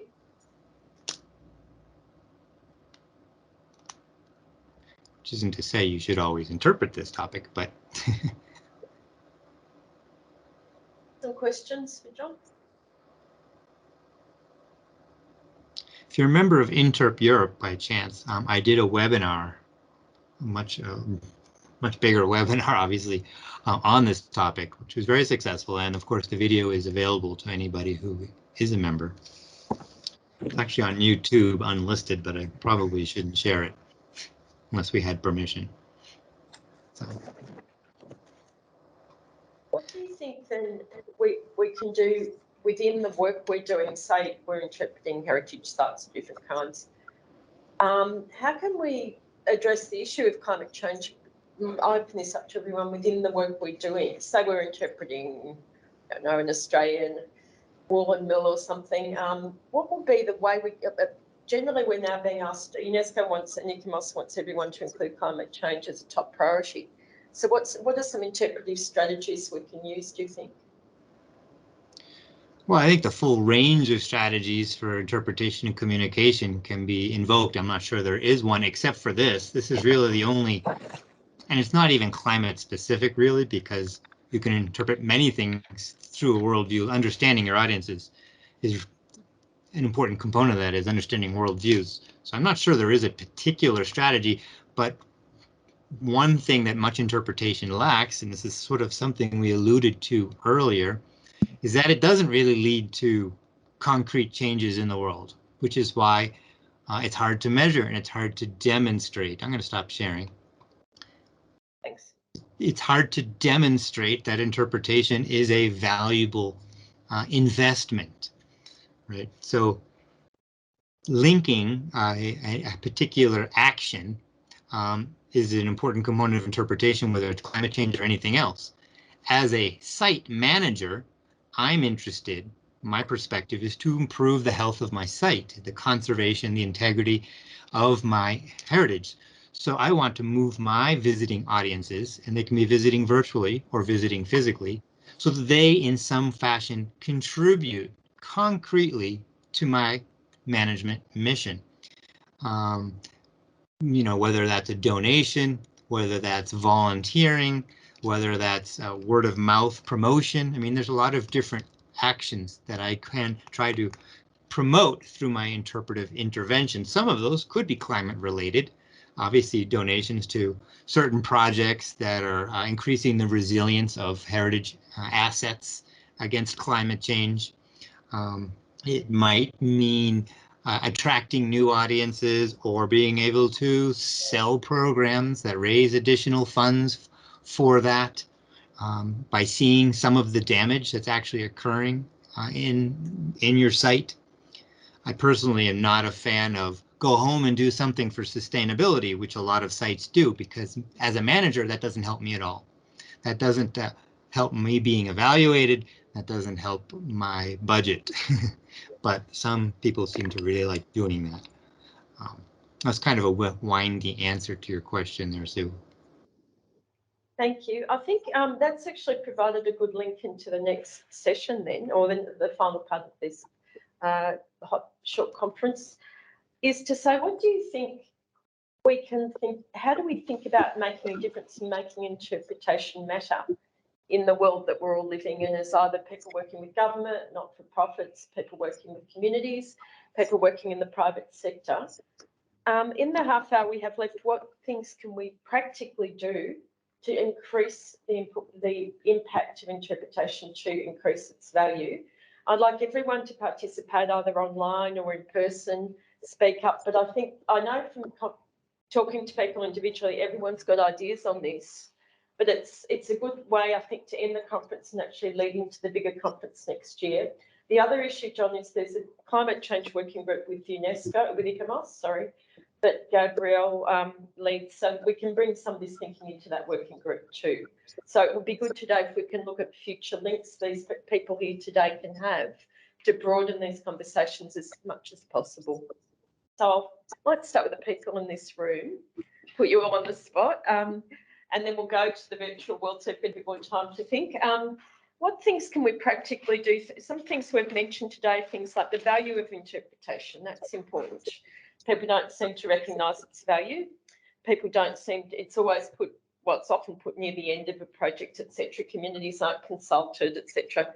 What things can we do as a team around the world to start making these changes? I know WIPIC's done some great work, obviously, John, many of the speakers here, people, everyone I've met really through this has tried to make a change. So let's see if we can come up with an action plan that certainly the Interpretation Committee can start using to draft policy notes and so on, and engage in working groups. So let's start.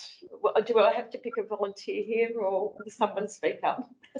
Yes. I was thinking, not leading to it, say, for example, providing space for those people who want to engage with, say, a heritage site. It is, say, us putting some kind of interpretation board and stance.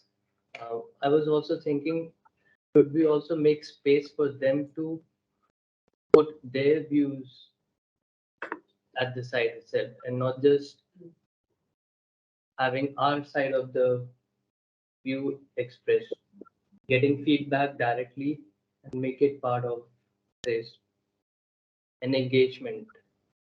A participatory, so they get. Participatory, so that. Do you mean the community associated with the site or other people visiting as well? It could be anyone actually. I was going to say the same thing actually, the including diverse voices. I think there's a big problem when we come at it as the authoritative voice, like we're telling a story, and that's a big challenge. Even with like what Lila is talking about with statues, they're an authoritative voice of statues, says this person is important. And maybe it's not adding diverse statues, it's actually, there's the forms might be different. There's a real challenge in like the form of interpretation, and but also including diverse voices in that. But then if you're wanting to get a specific message like climate change across, you have to have some sort of authority like scientific knowledge or something. So there's always a balance, and no one side can have one thing, I guess. Great, thank you. Beata? I'm thinking that, I guess working with our First Nations communities around the globe who for eons have worked in a sort of a climate aware of fashion a lot more than our modern world has for many years. And looking at how those practices that were just part of normal human behavior actually are even more critical now that we've got, a climate situation to deal with. So, and I think there's always obviously Indigenous communities to anywhere we interpret anything. So I think keeping that in mind, because then they tend to be much more pragmatic and practical ways of going about caring for the place that they inhabit. Exactly, thank you. Jude. Okay, what I think is maybe we should try to incorporate in different narratives, different perspectives from the diverse communities in these issues of interpretation, rather than based on one ideas of kind of knowing things or authoritative ideas and so on. So there should be integrations of different narratives from the diverse communities. Thank you. So again, the different voices, the different stories. Now I've got a whole lot of people here on chat, and I'd like to see if everyone hopefully can say something. I won't put people on the spot like I did just then. But I'll ask you to speak up or perhaps email or message me on Teams. I'm just working out how to save this chat as well. So please just speak up. What difference do you think we can make, or what things can we change in what we do, perhaps even to change how interpretation is perceived, valued and implemented?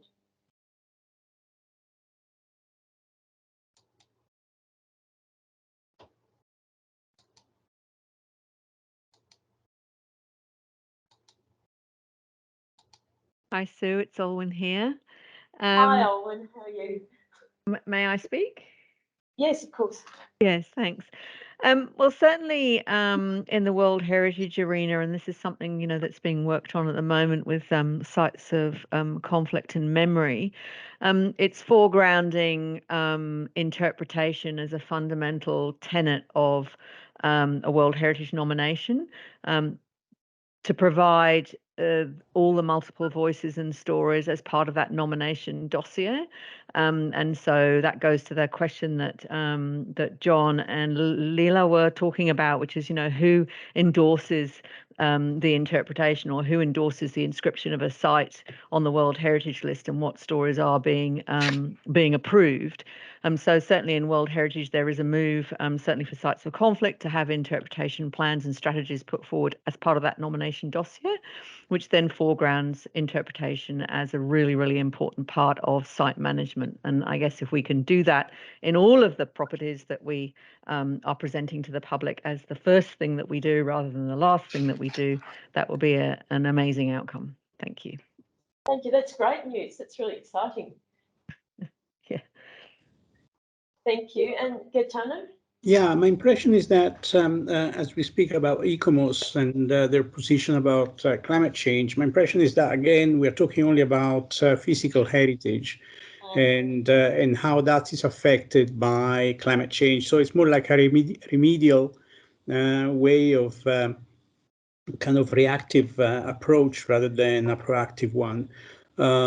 So if something can be done from our side, it's what John was proposing, that we, that we bring forward a different type of approach where it's more a call for action rather than a call for action to do something about climate change rather than the approach that I believe ICOMOS is conducting, that we have to be ready for saving whatever it's to be saved of the physical heritage. At least that's what I'm interpreting as the latest position there. Thank you. And Leila, you wanted to say something? Yes, I just wanted to say that regarding climate change, for example, in the Philippines, the rice terraces, which are on the World Heritage List, was put on the endangered zone for a long time because there were new pests, new earthworms, new swamp eels, snails, that had never existed before. And this was part of ecological change, really. And so, we did run into all these difficulties with authenticity and integrity vis-a-vis restoration, but the changing environment required us to use non-traditional forms of restoration, which then, of course, put us in trouble with UNESCO standards. So that would be, an example of and a shrinking population groups, who can no longer afford to look after the terraces, that sort of thing. The other thing I think it would be good to be mindful about is that, the political economy is such that using environmentally friendly technologies is often expensive in the developing world. So everything from electric cars to organic food to solar panels, even if you wanted to go vegetarian in some countries. My mother wanted to make an organic farm. She couldn't afford to go organic. So I'm just saying that it's not necessarily the case that people in the developing world don't wish to be environmentally conscious. Often the monopolies are such that it becomes prohibitively expensive. Thank you. Thank you. There's also been a really good comment from Alison DeBecker, who's one of our guests today, about linking. So I'm just trying to find it on chat. Apologies, having a bit of too many things open. Ali mentioned linking interpretation services to economic opportunities and economic development departments with local and state governments, and to lead with the interpretation or experience and outcomes for communities. And that's a fantastic point, that it should be outcome focused, not, as John might have mentioned earlier, not focused on the interpreter, but on, okay, what is this going to do for government, the community, and so on. Having said that, it may be the government doesn't like what's produced, of course, as we've highlighted, but that's a bit further down the track. So thanks for that, Ali. That's a great comment. Now, is any other people wanting to speak? I think, let's see, Alvin's. Yes, just a few conversations in chat. Who else would like to comment on the impact interpretation can make and the things we can all do to change how it's perceived, perhaps?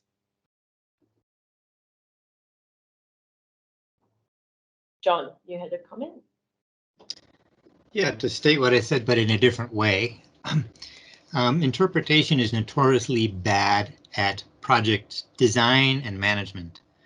What do I mean? I mean, to be an effective tool, one that's recognized by managers, one that supports their bottom line indicators, which is usually, well, there's a variety of different ones. Interpretation has to be linked to, for example, a conservation project that needs to have measurable outcomes. It needs to have indicators. These are basic project management skills that usually don't appear in interpretation. A lot of interpreters like, oh, just tell a story, just interpret for people's education, for their consciousness and awareness, which is nice, but it doesn't help any of the triple bottom line. And it doesn't help managers. It doesn't help with climate change. It just makes people feel good. And it's oftentimes not even measured. So until we can cross over that project management barrier that other fields have already mastered and included as a basic part of operation, interpretation will continue to be seen as fluff and the last item in a budget. And it deserves to be the last item in a budget if that's the only way people are able to engage interpretation. Right, there's another, I think I'm just checking chat while we're talking. Thank you, John. One question I've got, Lila's just said, how quantitative can interpretation be? Isn't it qualitative in many ways, John? Let's not have a 4-hour discussion on this one. It's subject of a heap of writing. It has to be measurable. Qualitative and quantitative are both measurable. You measure people's consciousness, their attitudes with surveys, for example. You can quantify that. You can measure their donations in dollars. You can measure the number of times that they don't throw cans down, you know, to use a specific and well-known study that Sam Ham did in, I think, Australia. Interpretations had people not throwing down, picking up cans that they found on a trail. So while the stories themselves are, of course, cultural and qualitative and collective, the actions that we look for out of our audiences should be measurable, whatever they are. And there's many different actions that could be done. Thank you. I've got a question for people. One thing we're talking about is interpretation that's aimed at visitors in parks and so on. And I understand all sorts of visitors, but what about places that are, say, you've got a developer, as we have here in Australia, saying we've got to develop this property and we've got to do heritage interpretation. We don't want to do it, but we have to do it for the heritage permit. How do we convince those kinds of clients? Because in the end, say, if you do a big building site here, lots of people come and go. Some of them industrial buildings, some of them big shopping centres. They're not traditional audiences. But how might we convince those people that it's an important part? It's not just a sign thrown in at the end. What do we think?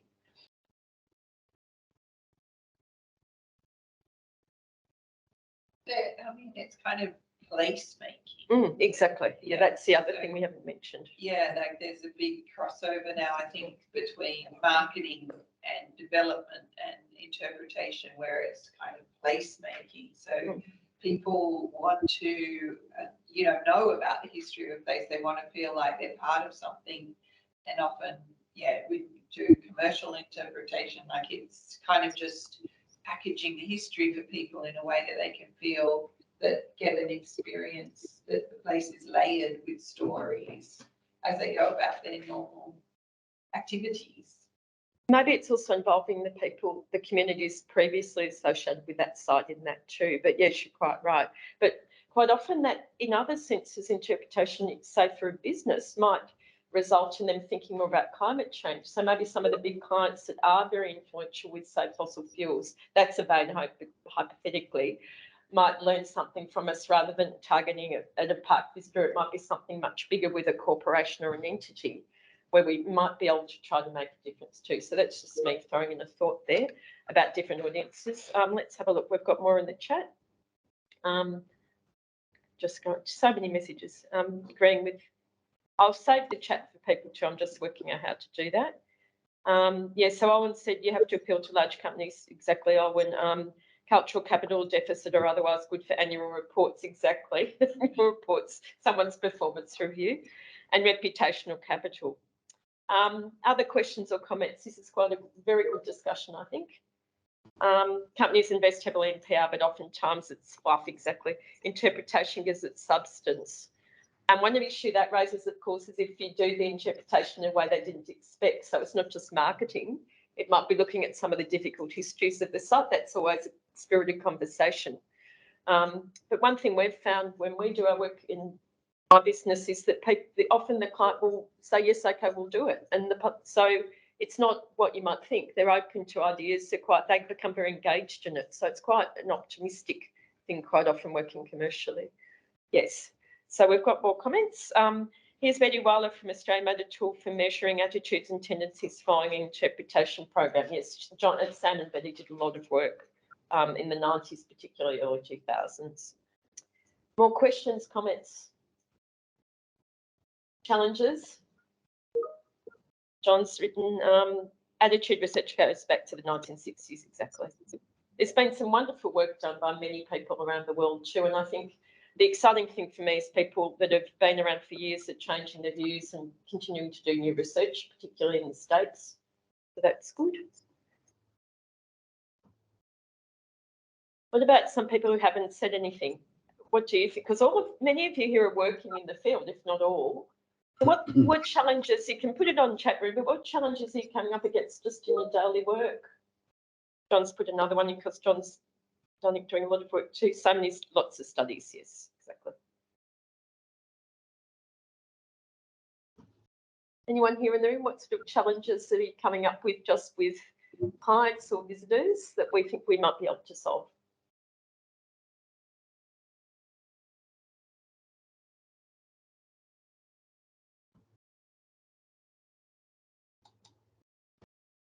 Anyone? No? Okay, well, if there are no more questions, we have to go to a fire hill drill here in about 15 minutes. But one thing I want to talk about is the working groups of the ISEP, the Interpretation Organisation. Last year, I put out a call for working groups. There's 6 working groups. The Interpretation and Climate Change, Contested Histories, Rights-Based Heritage, Definitions of Interpretation and Presentation, etc. I'll send you the full list later. But if people would like to be involved in those groups, they're open groups. We'll have a group leader. They didn't really take off last year too much within ISEP. ISEP's a relatively small group, but I think we can broaden it out to everyone in the meeting and also on social media. So we may have leaders from the Interpretation Committee, but then anyone can be involved. But those groups ideally will be very active. They'll help us with policy. They'll work all together. So I've got everyone's emails. I've just downloaded them, I hope, onto my computer. So I'll put out a request for involvement in these working groups. And it may be someone just wants to be involved in a bit of policy writing, to write an article to help a bit with the next year's conference. But I know the industry is fairly small, so it would be good to have as many people as possible. And I'll send that email out by next week, but also we'll aim for a conference perhaps around August, September next year. And yeah, really take some of the things that we've discussed today. And I'll send out a draft list of topics in the next 2 weeks because I've got the GA for 10 days. But after that, send out that list and then get people to comment. And then we can start firming up a conference program as soon as possible. And we'll have to work out where it's held. So if there's anyone who'd like to hold the ISEP conference, maybe in Korea, that's just a thought, with our great Korean friends, or anywhere else, in fact, of course, too. But we'll think about where it could, a conference venue, and really sort of have a longer version of this with a more formal set of presentations. Has anyone got any final concluding comments, questions about ISEP, questions about anything? Please air them now, or we'll have to go to our fire drill in about 10 minutes.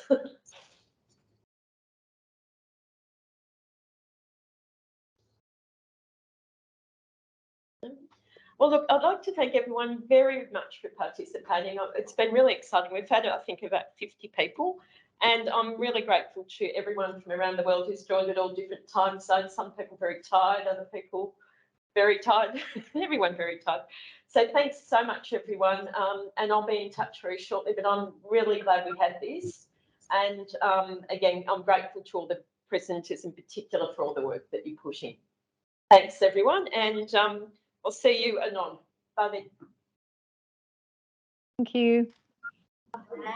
I must save that meeting in chat. Bye from Costa Rica. Bye. We have to see you. How do we get out of the meeting? Can you do that? Thanks, Rebecca.